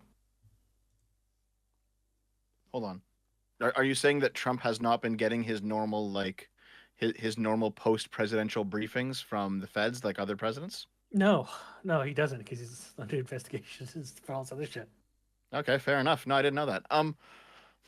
Like, he gets Secret Service detailed briefings, but that's sure, that's, yeah. I can't count those because, that's not applicable. Okay, so why is it happening now? That's a good question. There could be two things. One, they're treating him as if he's going to just win, or he has so much of a presence and so much funding that FEMA thinks that he can provide resources to be able to. They want to use like Trump's corporations to help out. Yes, to actively make a difference in the disaster relief. That could be either one of those. I like the idea that they just think he's going to be the next president and are sort of coordinating with him. Because that'd be funny. It's possible. Because nobody else is doing it. Joe Biden doesn't even know what fucking hurricane was going on. And Harris has skipped all of her disaster relief briefings. Well, she didn't need them, because there wasn't going to be a hurricane this year. You don't need a briefing when you can just read a teleprompter. FEMA assured her that there would be no natural disasters, and so the money they were ready. Safely be moved. Mm-hmm. Imagine that. God, I wanted to get to the point of gatekeeping today, too, but we're going for 3 hours. I'm not going to get to that. It's going to have to be next week. Next week's topic. Could go to gatekeeping. If it's a slow week, we will talk about gatekeeping everything. Yes, because the corporations are afraid recently, and I like it, and I wanted to talk about it, but we spent too much time on other things, convincing There's always next week. There's always next week. Oh, you made a decent video on it. It's good seeing the corporations afraid. Dev, when are you putting out your dumb, what was it, the Eastman video? Sometime between now and the election. See, I told you, Arch. It's going to be too late. He's not going to be able to make any difference. But Dev... between now and the election. That's between now and, was it November 4th? November 6th? Whatever the fuck it is? When is voting started? Don't know. It's already started. Voting is already started. Yeah, so, early most people vote voting. on the actual day of, so. Yeah, but the mind's made up thing usually happens like they pretty much have already solidified everything by the time. I was hoping you would have got it out last month. That way you would have a chance to go viral if it was going to be great. Nope. I got shit fucked by IRL too much. Yeah. That's all right. I will put it out to everybody once you post it. Oh. Buckimus. Go on. Giving promises to Dev now. Yeah, I have to because he's going to give me $200. Arch, would you rather have another Zoocosis promise from Buckimus? Buckimus already betrayed me with Zoocosis. It was tragic. Arch, I have never betrayed you. We agreed that my requirement for helping you do a thing for a friend was Zoocosis. And that was it. You told me it would be good, Buckimus. I didn't say anything about being good. You told me we would do good, Buckimus. you could Photoshop a statement. You were even feeling. Here's the thing. You want to know another story? Because Zero wanted help, and I was like, "Hey, you can message Buckimus. I want some advice on my career," and I did that. And Buckimus is like, wouldn't it be fun if you played Zoocosis? And I hesitated for a few moments, but I'm like, Zero's a good guy. He's donating to me. I'll give him this favor. Because Buckimus told me Zoocosis would be fun. So at least I'll recuperate my losses on a good horror game stream, right? I said it would be fun. Zoocosis was terrible. And Buckimus probably knew this. And worse still, then Buckimus felt bad because he didn't think I'd accept. And he was like, I'll give you some money later. Yep. Did he ever give you money? I can't right now. I'm already maxed out for my day. See? I have to wait for like a few hours. Buckymus felt. See, this is the thing too. This is what I'm gonna hold over everybody's head for the rest of their life. Buckymus thought I was a worse person than I was, and when I proved myself to be a good human that did a good thing for somebody I don't even really know, Buckymus was like, "Oh my god, he's a good human being." Buckymus. I didn't say it. I'm were you thinking morally superior is that what to you. Is that what you think is going on? No, Arch, no. best they don't human call being. you a nice person every so often. Arch is the most humble. He'll let you know. I've never claimed to be humble. I've just claimed to be the best human being around. Yeah. So in actuality, I thought about it, and it was like, if it's gonna be too scary, Arch will probably need some money for compensation. And then Arch told me after he played, he's like, "That wasn't even scary. That was a waste of your favor, Buckymus." Favor. I was like, "Oh, okay." I don't think I used that word. I think I can go find it. I think you'll defeat yourself in the process.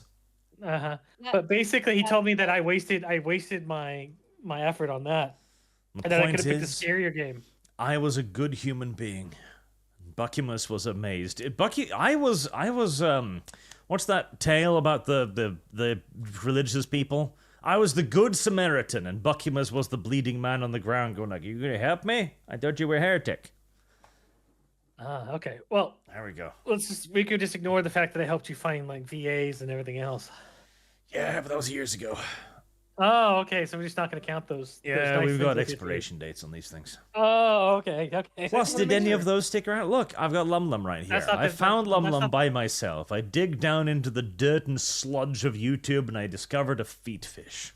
But Arch, I even still if don't something, understand how you managed to come across my channel, but you know. it's really easy. You just got to follow the feet.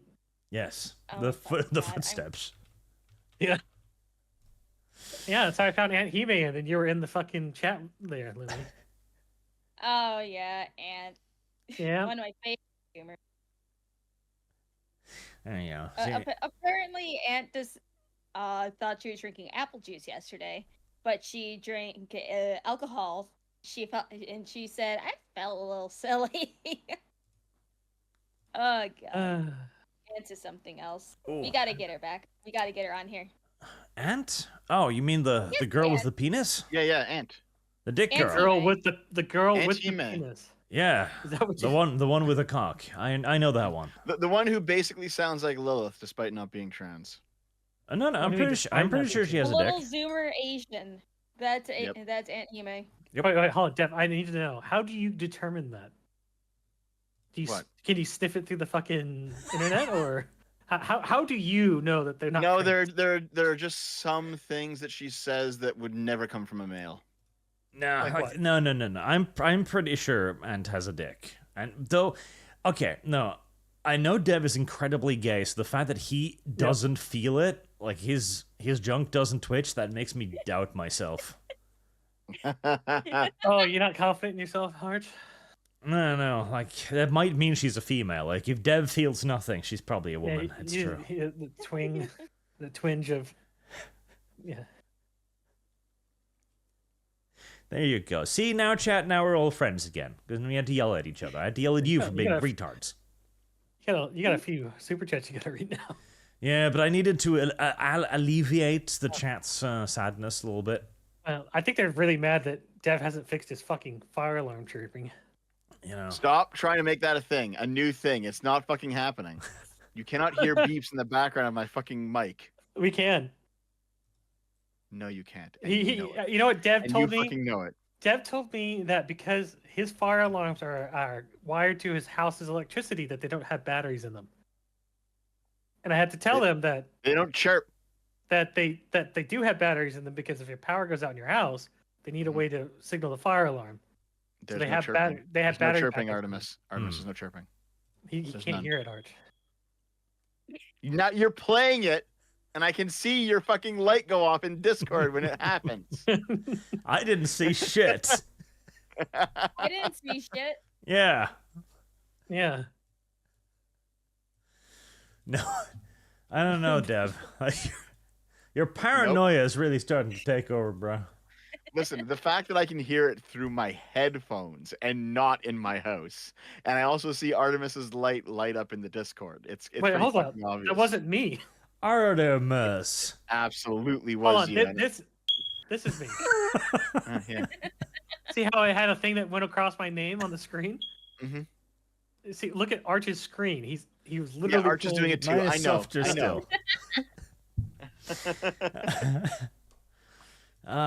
Fuck. Well, hold on. I decided to look something up because I was kind of curious. So FEMA being out of money, Yep. apparently there was. Let me find it here. I got it. Okay.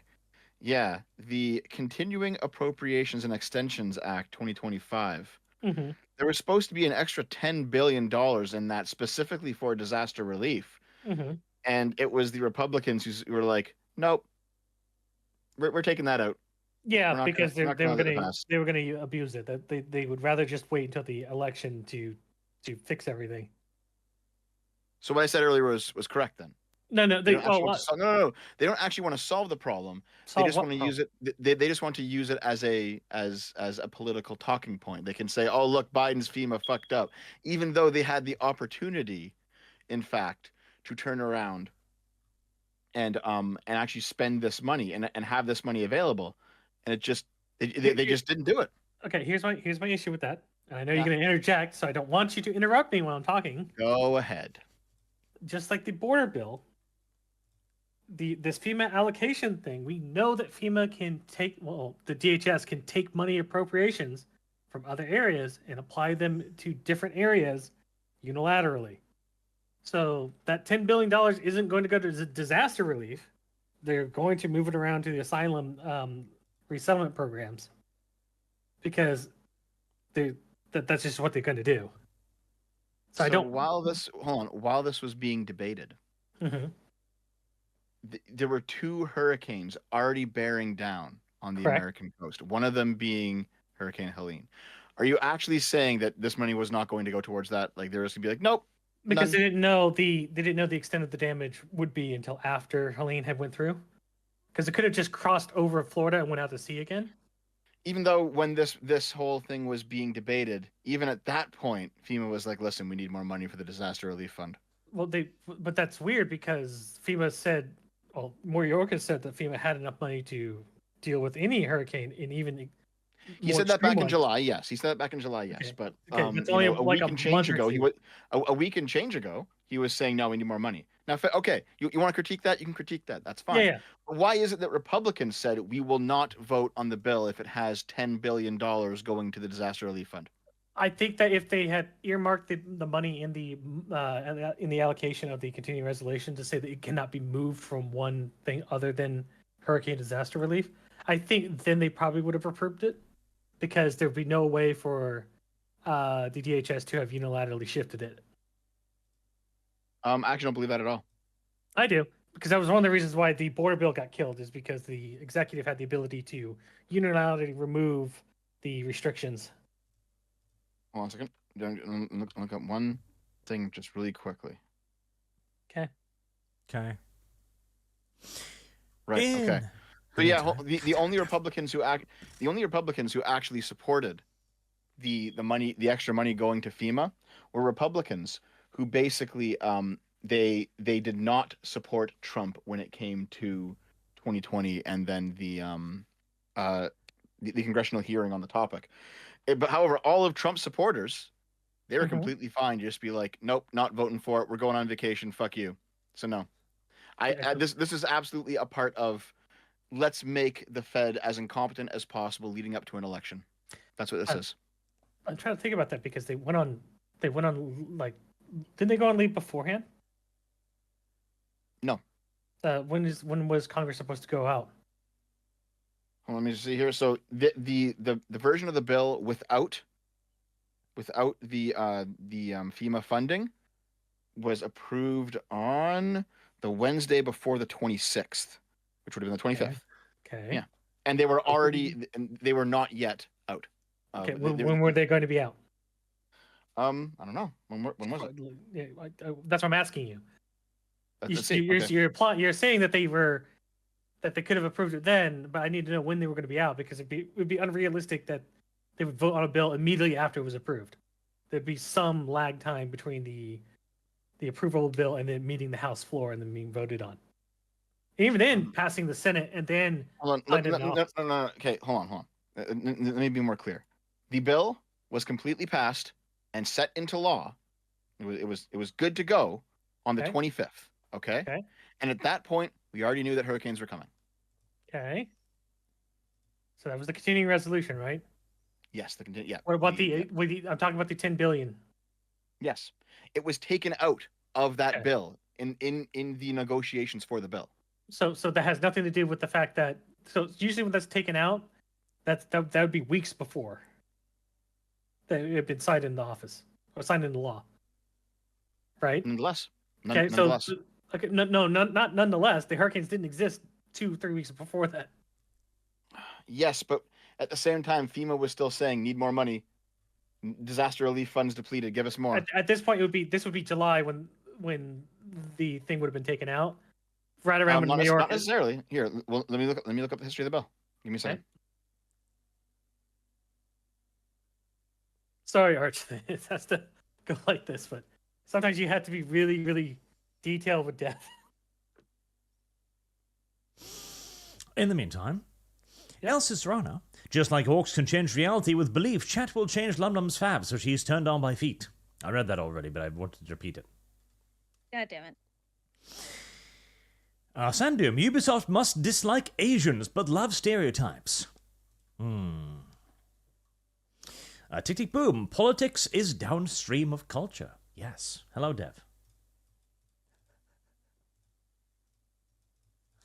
Complex topics, Dev. Complex topics.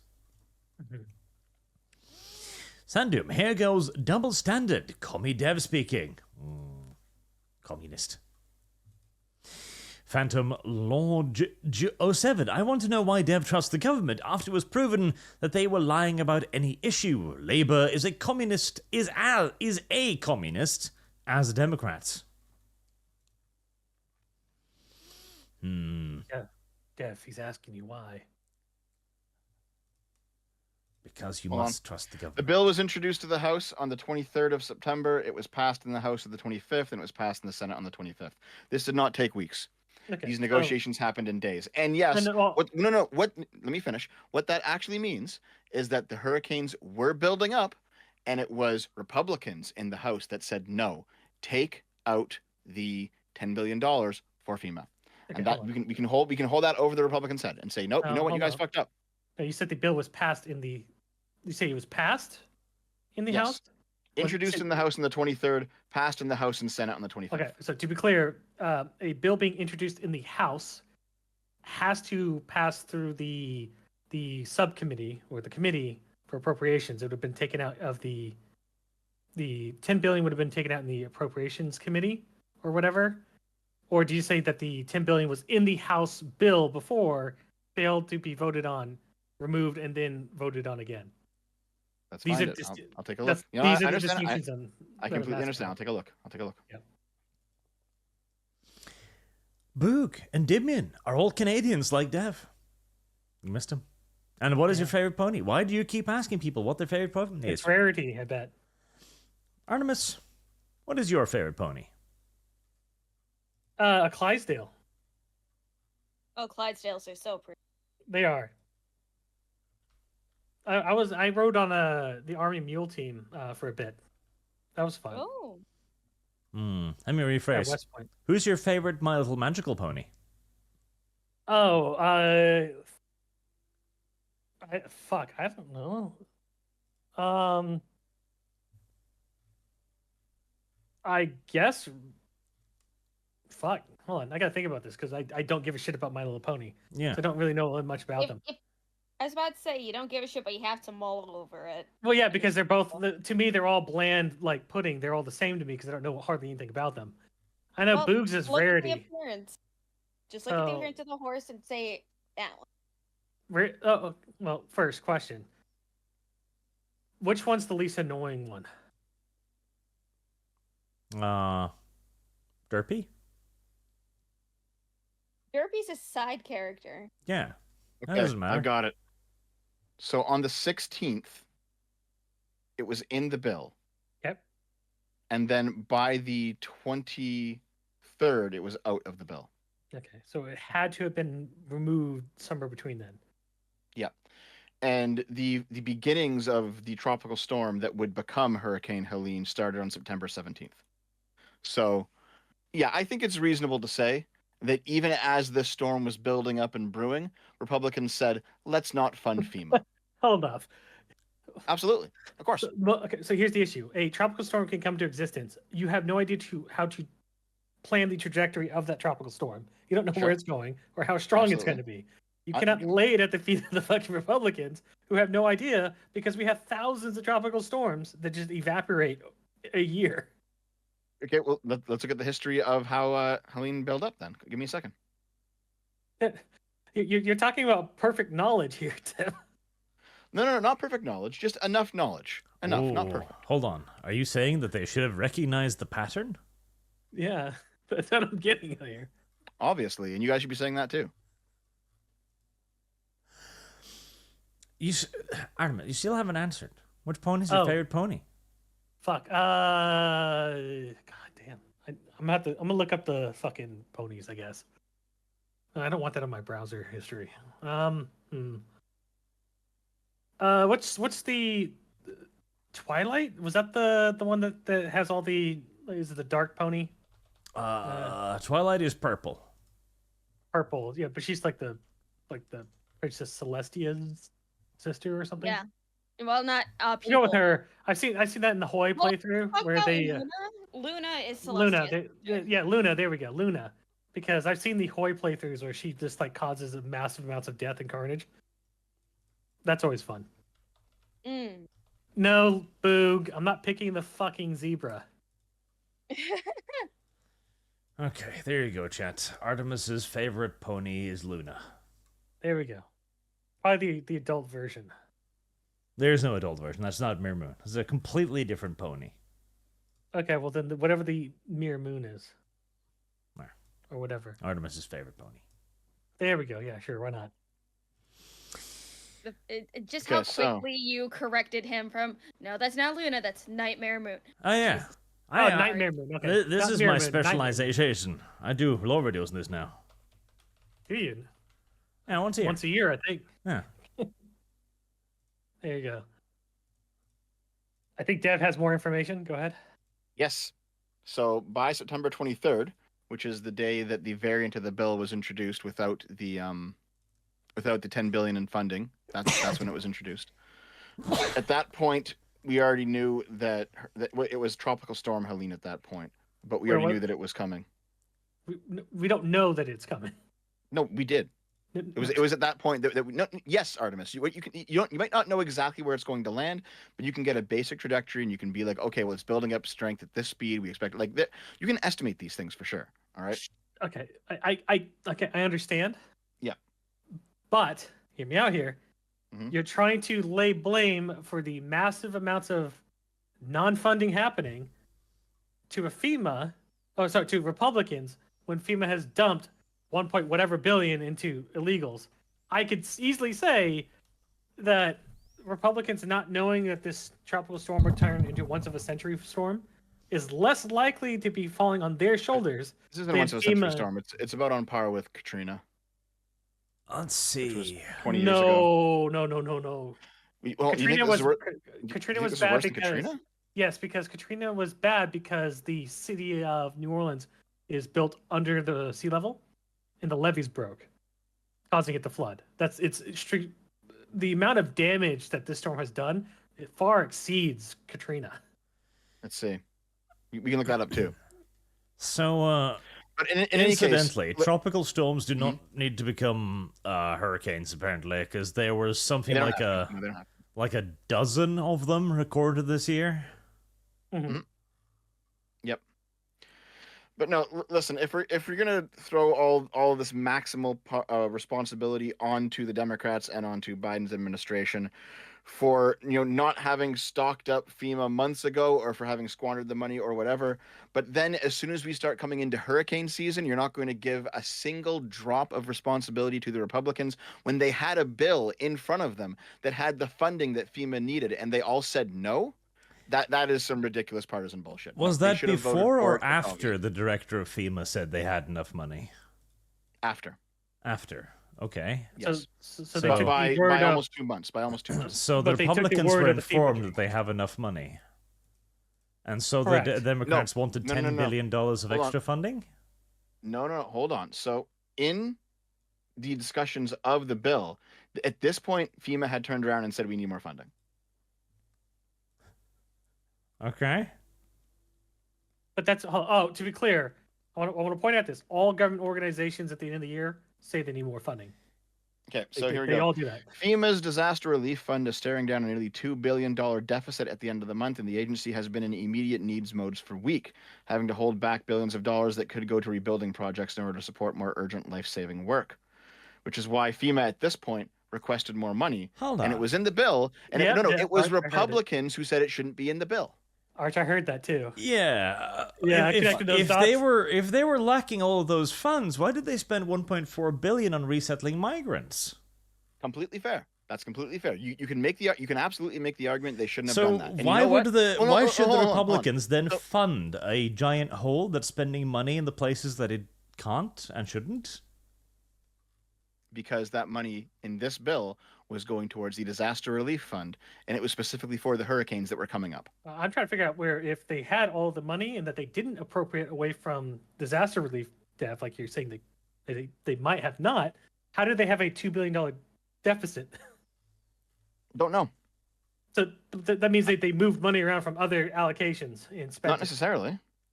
I'm going to have to keep digging and see why they had this deficit. But the point is that there was a bill on the table with money. FEMA said, we need the money. Hurricanes coming up. Republicans dropped the ball. Now you can no, hold on. Now you can say maybe that, well, FEMA wasted money before, and even if they would use this money properly this time, we're just not going to give it to them. Or maybe they want to make things better for Trump in the coming election, whatever the fuck. But still, it's Republicans who argue that the money should not be in the bill, not Democrats. To be clear, you're the one who initially allocated that they didn't want to put money down with some type of intent. I'm saying is that they are saying they have a $2 billion deficit. They have outwardly publicly stated that they spent almost 1.4 to 1.8 billion on resettlement programs under the SSP for migrants. Mm-hmm. If they were allocating money correctly, there wouldn't be a deficit. Oh, hold on. I just said that in my previous statement. I You can hold that. You can hold that position, but then okay. So what you now say is, you know what? FEMA improperly used those funds, and that is a problem, and we should discuss that problem. But right now, there are hurricanes forming, and FEMA does actually need this money for these legitimate emergency projects. Are we going to give it to them and then deal with the corruption a little bit later, which is what you said earlier, Arch, because it's an emergency, it has to happen right now? Or are we going to let the ball drop and just let everything go to shit? And the Republicans said, let the ball drop. I think at the point in time when that stuff was passed, there was no indication that the tropical storms would have turned into Category 4 mainland hurricanes. So the amount of funding that they were asking for is $10 billion, is far exceeding the deficit that they accrued, especially for a continuing resolution that only lasts 3 months. Well, hold on. How many hurricanes hit the United States during this season every year? Because maybe you don't have perfect information about whether or not this one is going to turn into a Category 4, even though it was on the way at the time. But I mean, we can still say like, hey, FEMA needs some money, and if we know that they're going to get hit with X number of hurricanes over the next 4 months on average, you should probably fund it. I think the issue being here is that you have an administration publicly saying one thing, and then behind closed doors saying we lied about us being publicly ready. We need more money. You have conflicting information, and now you have an untrustworthy. It's not necessarily conflicting. It's not necessarily conflicting because these happen at two different times. Because it was in July that he said we're all funded up. Well, no, it was in July that he said we're all funded up, and this was at the end of September when he says we're not funded up. So it could be that he lied, but I mean, it wouldn't even be behind closed doors because this is also a public statement. Or it could be that something happened in the past 2 months where all the funding went. And you know what? That could even be for corrupt purposes. That's even possible. But the question on the table is, when the hurricanes are coming, do you fund them or not? and the Republicans chose not. And all these other side questions don't get around that fact. Okay. One, there's two. There's another issue. The executive branch has the ability to just allocate money in times of emergencies. That's still allowed. They didn't need to pass this continuing resolution with the $10 billion. Bush did it during Katrina. He did it for like a few other things. So the continuing resolution was not necessary for this disaster relief. It's just I have to look that up. Yeah, it's part of the part of the Homeland Security stuff. Post 9/11 like shit that they have, they could just print money in times of emergency. All right, before you guys start slap fighting each other again, I am going to bounce because I'm going to make food and then get ready for stream. Yep. See you later, Lumi. See you, Lumi. Arch can continue with his super chats. I think this discussion has landed with a solid victory for me. In a you solid can't just arbitrarily declare that. Yes, I can. You do it all the time. No, you fucking can. Yes, I can. I'm right. Listen. The Republicans had a bill on the table and they rejected it. That's actual facts here. There could have been 10. You guys are talking about, oh, where'd all the money go for Biden's administration? There could have been $10 billion in FEMA's pockets right now, and it's for Republicans. That's why it didn't happen. Well, Black 1917. There could have been more money, but if we're reading patterns, Dev, would that money have been there by the time the hurricane hit land? Actually, the patterns that I see are that it's an election year and Republicans consistently do not want to sign bills that would actually make things better. There's the pattern. There was the mind reading of political aims. There we go. See, no. I'm learning from you guys. I'm learning how to see patterns. Politics is politics. Yeah, that's what I'm hearing. And the Democrats would not have spent that $10 million on their own politics. Yeah. Who knows? Who knows? It's interesting how you assume when it's Republicans, Devs, and it's who knows when it's Democrats. Exactly. It's okay. You guys do the opposite, so I got to balance it out. Well, no, I do it for both. No, you fucking don't, Artemis. Holy shit. Every conversation we've had, you do not. You absolutely do not. We only have conversations about what Democrats are doing in government because they're the ones in charge of the government right now. That is not true, Artemis, as well. Come on. What, they're not in charge? Was it the deep state in charge? And no, it's not true. It's not true that you say that. You say that. I won't put your pony porn on screen. Not unless chat specifically asks for it. Chat, you're gonna have to pay for pony porn, okay? Well, I'm keeping on that off screen. That's a bold strategy. Listen, my definition of pornography is wide. River Norse, Dev is wrong about Joker 1 and 2, it seems. I do agree. I too think Dev is wrong about Joker 2. Sandoom, Dev likes trauma porn. No wonder he loves the government. Listen, the Saw films are pretty good, actually. I enjoyed those. That's not... But there's not... The Saw films are basically just trauma porn, to be honest. People just getting, like, fucking destroyed for no reason. Silver Commando 78. New week, new topic. Same exact diaper on Dev's bum. Oh, a whole week. That's pretty nasty. Yeah, that's a heavy diaper.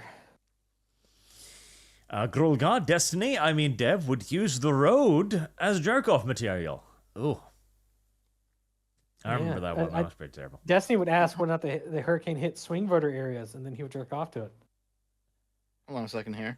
So, okay, forget about Hurricane Helene. Hurricane Francine was in the middle of hitting the United States when they were discussing these emergency relief, and that caused $1.5 billion of damage. And the Republicans still said no. Yeah, no, we can blame the Republicans for this. This is their fault. Absolutely. And that was around the time when Mayorkas said they had enough money? Nope. This was Hurricane Francine hit the United States on, was it September 13th? It hit Florida, right? Let me see. Oh. Nope, it hit September 12th. So, a very important interruption. Black 1917, $50 pony porn. All right. God damn it. Oh, pony porn time. Okay, there it is. There you go. I didn't specify hardcore. It's going to have to be softcore, but there you go. Hurricane Francine hits the United States September 12th. September 12th. At the same time, causes all this damage. At the same time, The Republicans are saying we don't need to fund FEMA. No, this is the Republicans' fault. I think this is the Republicans' fault. So there's an ability to state things as facts, and then have when they're true, Artemis, maybe. No. So, because I know what you're doing, because I pick up on Destiny sometimes just to see what you're gonna say next. And he talked about this the other day about how you can list out. I haven't watched Destiny in like 2 months, man. To be honest, that's bullshit. Nope, haven't. I know. I've been too busy with everything else that I have going on. I'm not really watching many YouTubers right now. You know how I know, Dev? How? Because the issue that everybody's mad at you about happened like 2 months ago. Oh, okay, yeah. Okay, so I know you're. That was last time I was really like kind of online, frankly. Okay, I'm just saying is that happened within 2 months. Okay, so anyway, there's no lie here, Artemis, because you said that like, oh, you tuned into Destiny like a couple of days ago. Well, I don't know what's going on over there, so. Okay, but anyways, you're stating things. You're constructing a narrative. It's not good, but it is a type of narrative you can construct that doesn't give a clear view on what's going on. What am I missing? You're missing the fact is that the hurricane that hits Florida, like the hurricanes hit Florida every year constantly. Mm-hmm. The damage that was done, Florida already has a disaster relief, and it's already like a thing that FEMA already accounts for. Okay.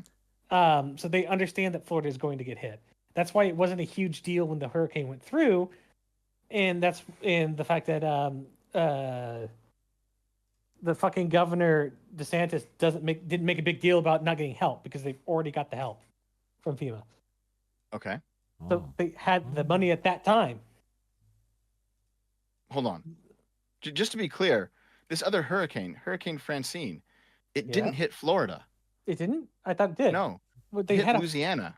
Did it hit Louisiana? It hit Louisiana. I got to pull it up. Because the issue being is that nobody has stated they didn't get the funds and that FEMA wasn't helping during that time. So in the meantime, here's the path right here. I'll put it in live links. More ponies. Here's the path of Hurricane Francine. How many more fucking images? Boog is sending them continuously. Why is he needs to clip them first so it doesn't show any genitalia. Block them. It made landfall in Louisiana, Category 2 hurricane.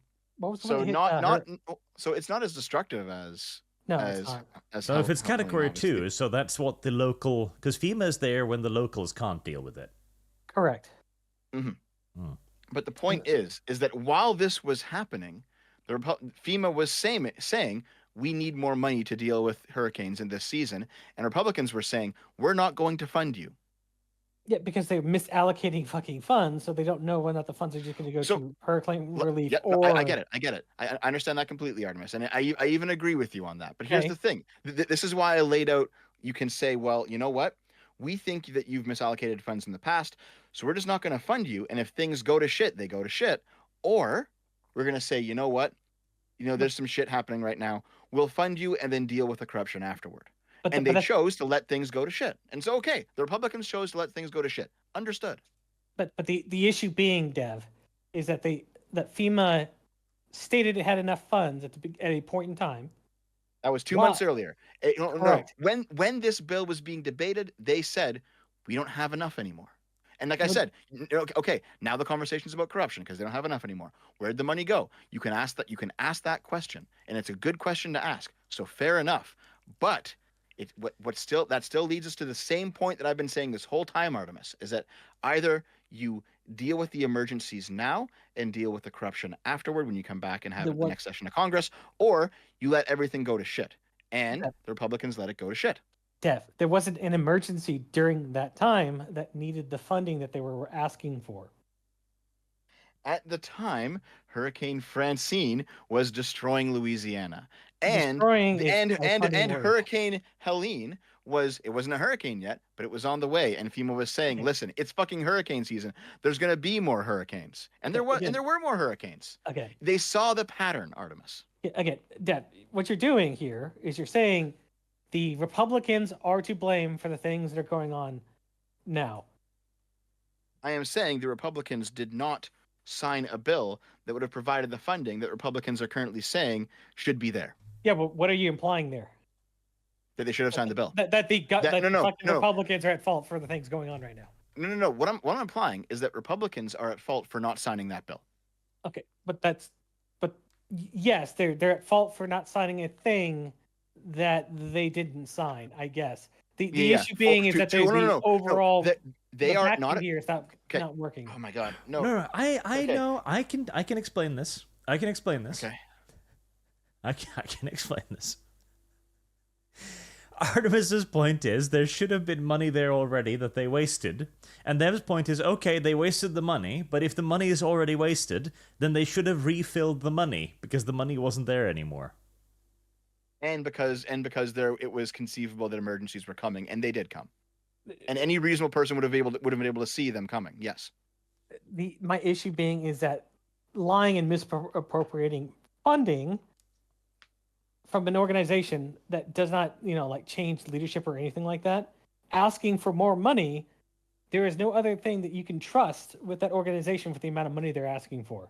Because you don't have Artemis, I've already conceded this, but this is why I said that now you have a choice, and these are two choices that are imperfect. Neither choice is really all that good. But you got to choose. So you got to choose which one you want.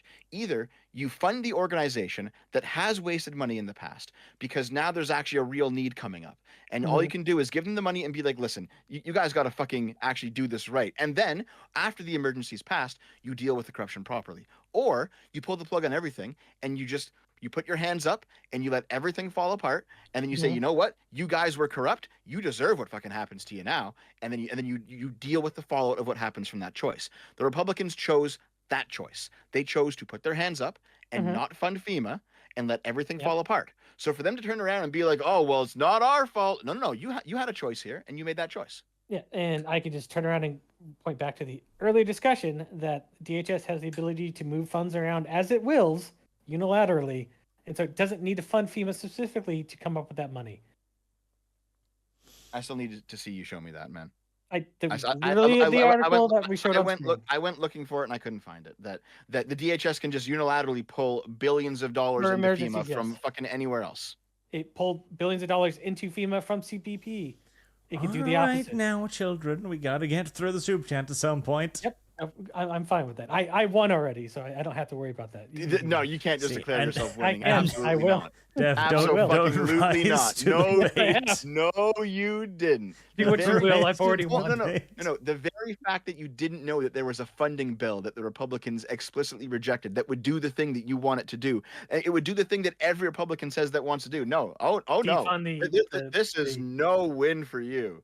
Defunding the. Nope, absolutely not. Nope. Defunding the migrant allocation stuff? No. There was a bill that did that? Nope. Because that's what we wanted. Absolutely not. Okay, well then that's not what we wanted. No, you also wanted funding for FEMA, and it was there. It was on the table, and Republicans didn't take it. It's Republicans' fault. Okay, it's all Republicans' fault, Arch. We can move on. This time, it's not, but this time, yeah. I don't think it, cause they've already committed the crime. It's like, oh, but you didn't fix the crime after it happened. Never mind. This bank robber tells you he'll put the money where it's supposed to be. Just give him more money. Zonta says, now that the Russian invasion of Ukraine and the Middle East war are at the same time, what do we call it? Artemis, you focus on that part of it because the other part of the conversation just doesn't work for what you want for your own narrative. The security guard who's in charge of guarding the bank will not steal the money. This is one side of the narrative, Artemis. You can't address the other side. You just can't do it. It's impossible for you because the other side of the narrative breaks what you want to happen, which is basically a Republican win here. But there's no Republican win here. I don't even vote, Dev. I don't care which side wins. I make too much money to care. Hold on a second. You absolutely do care which side. I have made more money under Biden. You've told me privately which side you want to win and why, and you care. Come on. No. I can have a preference. I just don't care. Okay. All right. Sure. And we will call it the Great Middle of the World War. Yep. Wow. I would like Arch to go on to read Super Chats. So on the ledge, hey, Ace 1918, there you have some prime Devon material. The SFO loves gay rapists. He felt fully represented, straight from the horse's mouth. Oh. Based. Joaquin was a gay twink. I got it. That's what Dev likes, that part. TJW Wagner, keep up the good work, gents. A Canuck, Norwegian, and a Latina. How strangely diverse for a show of so-called right-wingers. Yes. And Artemis, who's black. My heart is black, yes. Skin too. Wolf Marshall, here's 10 for Iconoclast, and Dev is a commie. Bad Dev. I accused, actually, Artemis of black a while ago, and he just simply said yes. Sure, I'm whatever you say I am, I guess. Actually, no, I take that back. Whatever I say, I'm a black transvestite. No, it's too late. I already took that back. I don't want you just doing some dumb thing with it. Ben, there's a joke about old Finland. It's filled with crazy people bludgeoning each other with frozen turnips that even the Vikings were afraid of. Tenacious B, Arch, if you can get D&D running within a month, I'll send a few pics of me in a diaper. I deadlift 450 pounds, max deep squat 565 pounds. Bold. Well, you can send them to Dev. He's the only one who likes that. Nobody else does. Yeah. Maybe Boog. Faith is great, but what about Ploppy Playtime? I haven't seen donations for Ploppy's Playtime, so no to Boog. Tick Tick Boom. By the way, unconfirmed reports that FEMA is giving the confiscated aid to illegals instead of hurricane victims. Fit the pattern, so I don't doubt it. I do, because that would just be dumb. It's like, we're going to take your Starlinks and give them to the migrants. Plus, do you think immigrants want Prime? I don't think immigrants want Prime either. Next Swordsman. The people of North Carolina has paid taxes to pay for FEMA, but FEMA right now is not only doing nothing to help, but are confiscating local aid and barring local intervention under threat of arrest. It is a real shit show. For $20, thank you very much. And yes, now, like, this is one of the problems with the whole taxation system. It's like, you pay money in, you don't necessarily get it out. Unless you pay enough money, in which case you might have a chance to get it out of it. Maybe. Tenacious B, little chest hair on my meaty chest. He'll love it. If you give us D&D, I'll give Dev the D. Terrible. I can't do D&D. Like, I've got too many fucking things now. I've got a thing with Sargon I need to do first. Then we'll worry about other things. I still need to know when I can put that. If I'll put it in the weekend or the week, man. Donald Smith, this is a treaty.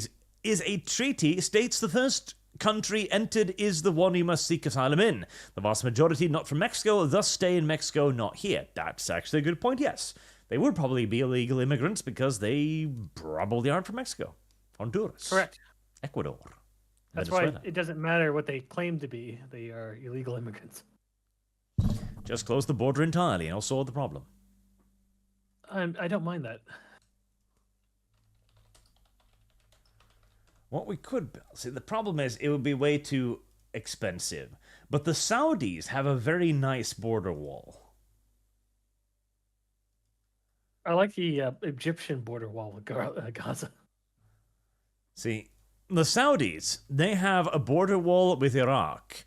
It has radar, it has sandbanks, it has one barrier of just regular chain link fence, then it's got another barrier with razor wire, then it's got a third barrier again, plus, of course, 240 rapid response vehicles, helicopters, 40 watchtowers. Yep. They have underground movement sensors. See, this is how you protect a border. The Middle East understands that other brown people are bad. Poland does it too. Walls work. Yep. That's just simple. Having a multi-layered wall like that would avoid use of ladders and climbing equipment. Because they won't be able to get it across all that fast enough. Yeah, well, brown people know what's up. It's just us here in the West who are like, oh, walls don't work. I'll see about that. Adoman, Dev is right. America should adopt Poland's way of dealing with illegal immigrants and Iconoclast. I shall add that to the Iconoclast fund. Getting stabbed in the face with knives.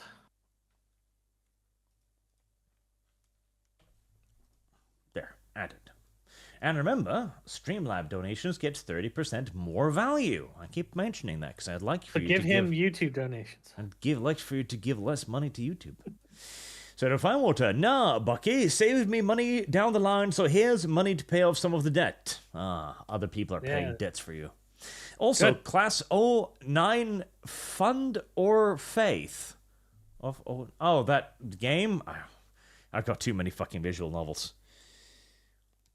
And Abilikith, hey Arch, what is your favorite musical? Okay, right, so I'm gonna have to admit something a little bit shameful here, okay? Favorite musical has got to be Hamilton. And I hate it. Yeah.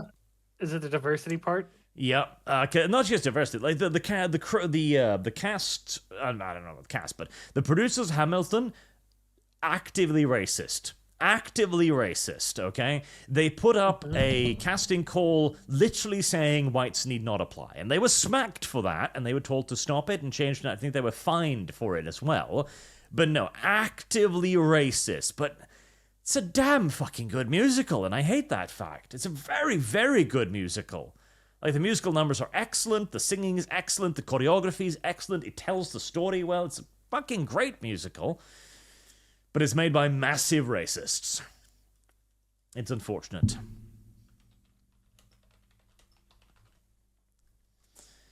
Let me see if I can find... there we go. All right, okay. And just so chat understands that there are worse options out there, Cats, the furry musical with a naked Idris Elba in a fursuit. Oh, God. There you go, chat. Yeah, I like how Bigger Boog is trying to send me memes of female directors getting body slammed on the ground by NC residents. Underneath it, it has a fact check that says, "This is a bouncer slamming a woman outside of a bar." Fucking Boog.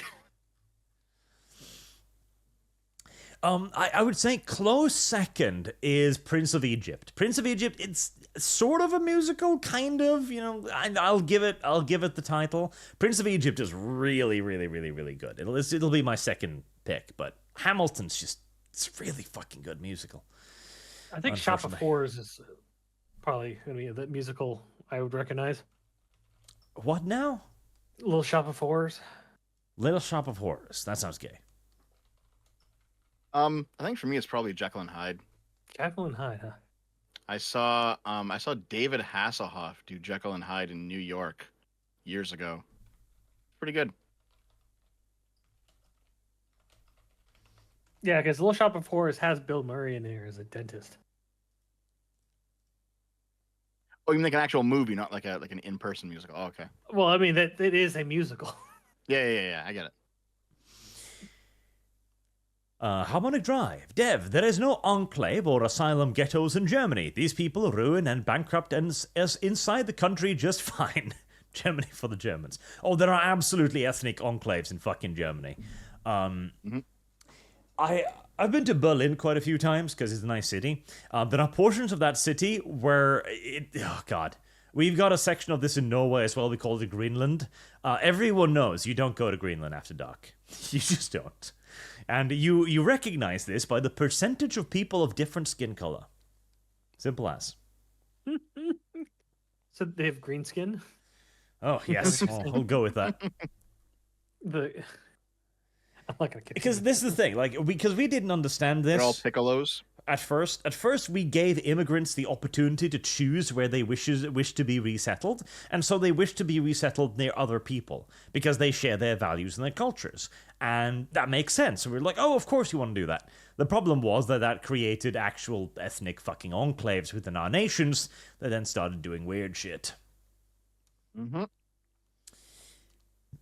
Phantom Lord Dijun 07, so we can ship the illegals to Canada and let them settle in this town, and maybe he would see why we should have the remain in Mexico policy and not into the US. I don't even necessarily mind the remain to Mexico policy, man. Much ashamed, Marine Alva, I agree with Dev, relocate the asylum seekers to Canada, send them to Dev's home. I would agree. Oh my god. See, the thing is, Dev isn't actually pro-asylum seekers. He's just pro-Democrat. Yeah, he doesn't mind if they use the FEMA funds to relocate them, so we relocate them to fucking Canada.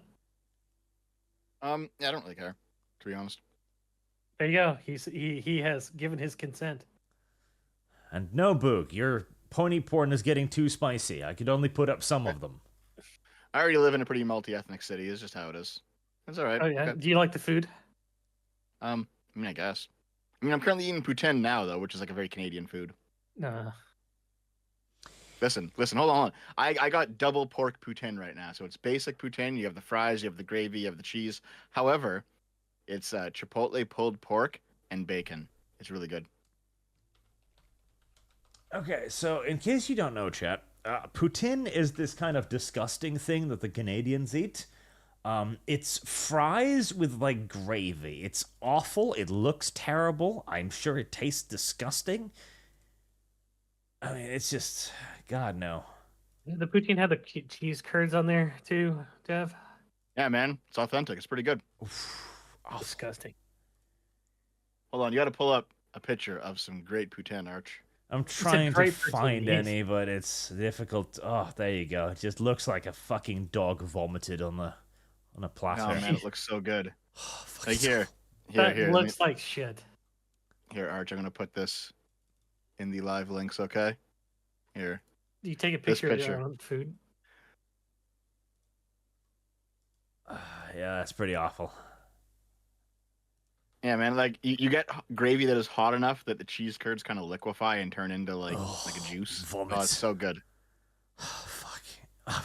However, it's because mine's double pork poutine, there's also like bacon strips and chipotle pulled pork mixed in there too. It's good stuff. It looks awful. That does look like shit. It God does. damn. It tastes great, though. Oh, Is that shoestring fries? I mean, why would you waste shoestring fries on that? yeah, no, it's a fucking travesty, but God damn. there you go, chat. Yeah, it's good. Some of the Canadians chat's like, Arch, ruin you everything. have brown cheese. I do, What? and it looks way better than this. It doesn't Why taste do you have very brown good. cheese? What the fuck is brown cheese? Oh, brown cheese. It's goat cheese, basically. But brown? Yeah. I mean, you're Arch to eat. I guess you're brown, Arch. I don't eat that shit. It tastes disgusting. It kind of tastes like... sour caramel. Kind Hold on. of. You said we have brown cheese. It's great. And I was like, okay. It's And now you're goat saying it's cheese. disgusting. I said goat cheese. Goat cheese. Goat cheese. Goat, meh. That thing. Goat cheese. Okay. Yeah, it's goat cheese. Norwegian pronunciations. Okay. Black 917, Hail Arch Christ, our Lord and Savior. Hi Lum Lum, and hi Artie. Hello. Cuban 992, they should... Oh, fuck you, YouTube. It keeps unloading my page today for some weird reason. It's becoming aggravating, because now I gotta find where I was again. They should either be sent into Puerto Rico or the Canadian tundra, but yet sent back across, and if they try again, give them the old pew-pew. Well, we should just get them to build the pipeline, the oil pipeline to Canada. There you go. If they finish it, they can be citizens. Call I sign think we tourist. send them to war in Ukraine. Oh, that would be good, yeah. If they come back alive, then we could talk. If Trump used up so many funds, why was the federal government able to respond just fine to hurricanes during his term, but not now? It's a mystery. It's all gaslighting. You just don't know. You don't have evidence of that. Black Yeah, proof. 1917 again, except they're not building the wall, Dev. My state is. Biden is trying to stop us. He's true. laboring heroically to get that goddamn wall up. It's so great that we're told to trust the people that are actively working against the thing that we're supposed to trust them with building. Chuck says, look at the Canadian communist acting like he knows how America runs. Tell me, communist, how much longer to all Americans affected by disaster? Oh, hi, Helena, compared to Israel and Ukraine. All Americans. Not sure, to be honest. I mean, I guess it depends on how much each needs, right? I mean, I don't know. I don't know how much it is appropriate to give to the Helena disaster versus how much it's appropriate to give to Israel or Ukraine. I don't know the scale of things. Well, we I know already the answer give to them. that. Go ahead. 0 to Israel and Ukraine.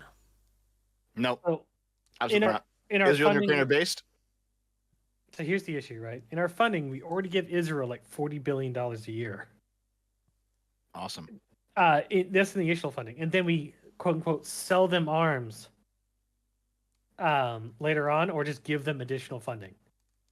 All right. What's the problem? And The problem is that they don't need it. They keep telling us they don't need it because they keep telling France and everybody else to go fuck themselves. So if they don't need it, we don't have to give it to them. I mean, maybe so, but you know what? Listen, on the Israel versus Palestine debate, I am a soft pro-Israel. Yeah, I will take Israel over Palestine, and but it's not. You know, Palestine's gone. That's not even a factor anymore. We moved on to should Lebanon. Be gone, Artemis. We've moved on to Lebanon and now Iran. Sounds good. How much further are we going? Listen, no, you know what? Until the American flag flies over every single square inch of this planet, okay, that's how far we go. So you wouldn't mind if Trump is the one in control and that's happening? If he does all the things I want him to do, sure. I mean, that's not how that works, but all right. The point is, you don't want him to be president, so he's not going to do what you want. Well, yeah, obviously. Yeah. Okay, but still, I mean, listen. I mean, here's the thing. All right, even a shitty American leader is better than Iran. He's better than Trudeau. Well, yeah, Trudeau's pretty fucking bad. But here, the point that I'm getting at is that like I have no problem with admitting that, yeah, the liberal capitalist democratic world order is my side, and the countries in that alliance are good, and the ones who oppose that alliance are evil, and then we should proactively crush them.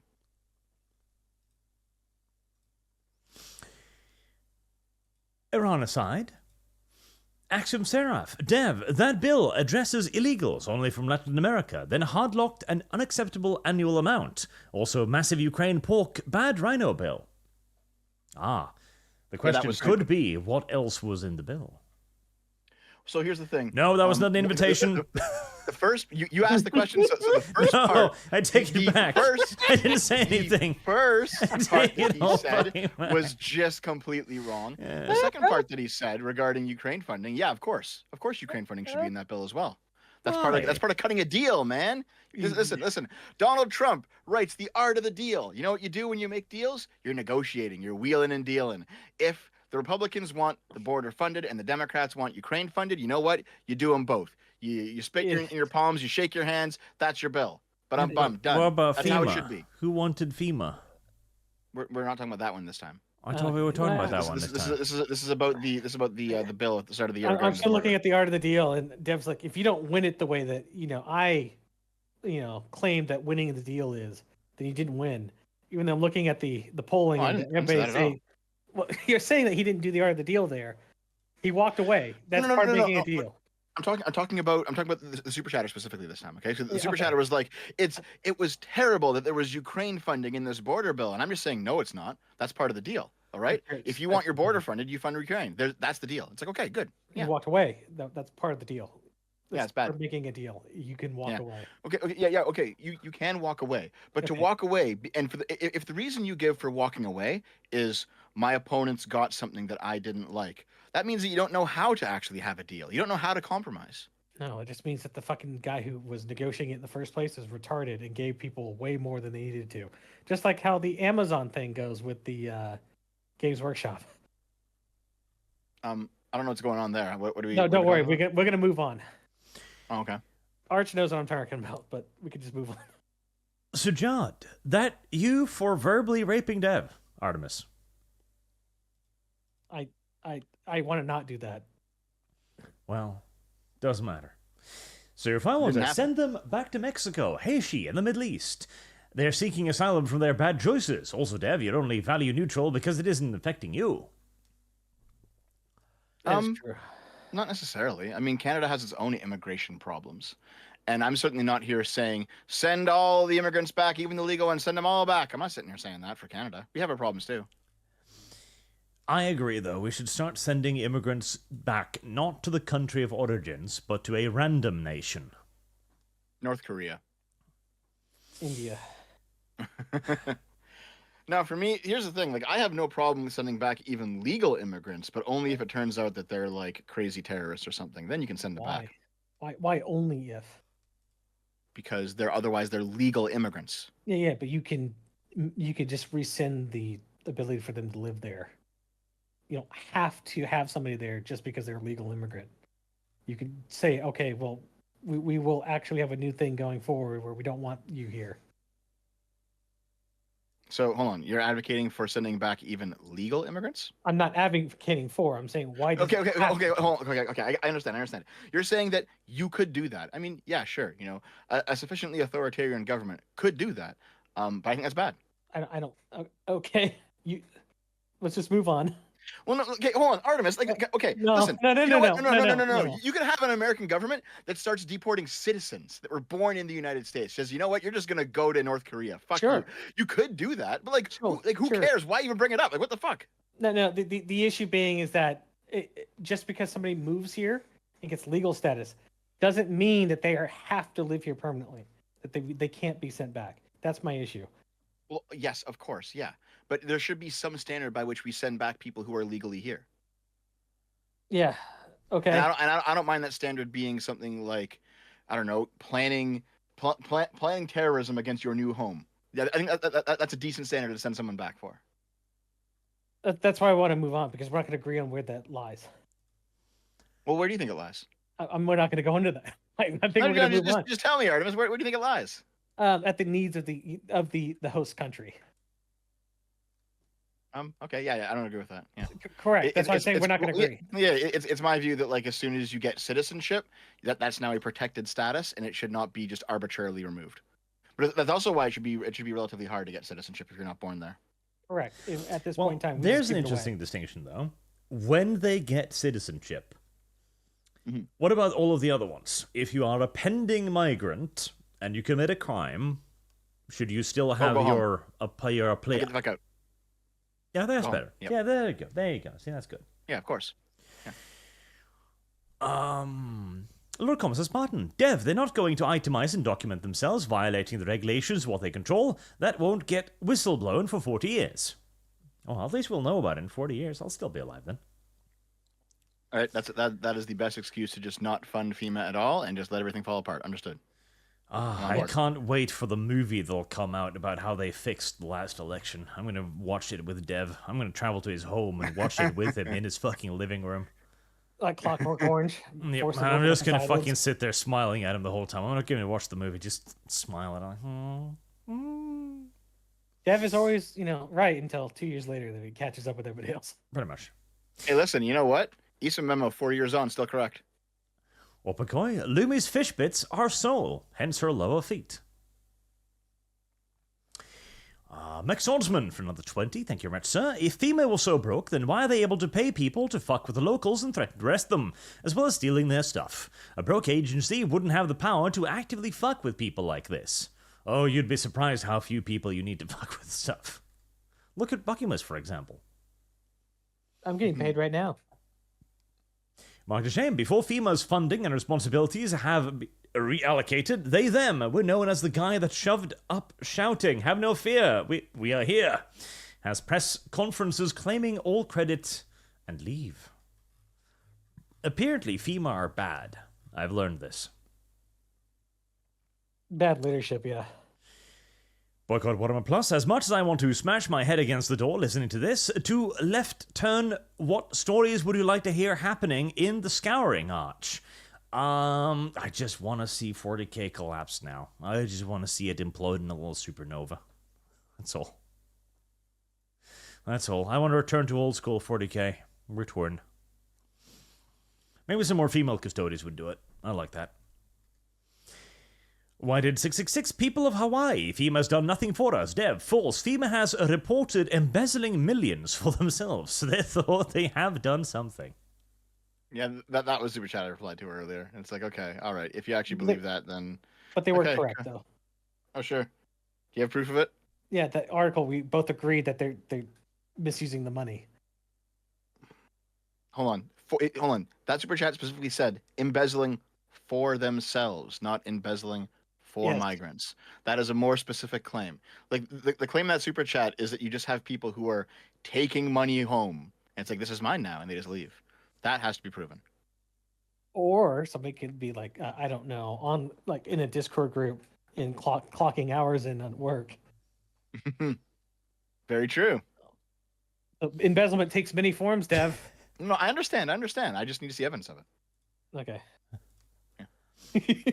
Anyway, it's No, okay, Artemis, I understand that you're talking about yourself here. That's what No, I'm you're not. currently doing. And yes, you fucking are. And we both know it. All three of us know it. The entire You chat don't have knows any it. I proof get of it. that, Jeff. It's fine. It's fine. It's fine. What evidence Here. do you have of this? Well, here's the thing. In a colloquial sense, we all know what you're talking about. However, if we were supposed to be like, hey, listen, should we bring up Artemis Fowl on charges of embezzling money? It'd be like, I don't, probably not, because there's no like there. Okay, I don't know. I can't believe I have to fucking explain this, man. There's two different standards here. One is what I personally believe, and the other is what should actually be done. Okay, I'm just. Do you have that fucking study or a fucking statement from the government saying that that's what's going on? No, which is why I don't want anything done. Okay. Which is why I think, Artemis, you should be allowed to continue to embezzle money with impunity. I feel like there's no evidence against you. I feel like you're. I am more than happy to bring Artemis up on charges. He's committed multiple violations against me. Anyway, I've got to go though. It's now 8 o'clock. We've reached the end of dev time. Farewell, little dev. Fly free. Yep. It was fun hanging out. Yep. Listen, just because we argued like crazy today, there's no hard feelings, obviously. No, there's never hard feelings. I just think it's funny. All right, I'll see you guys later. See ya. Have fun. Mhm.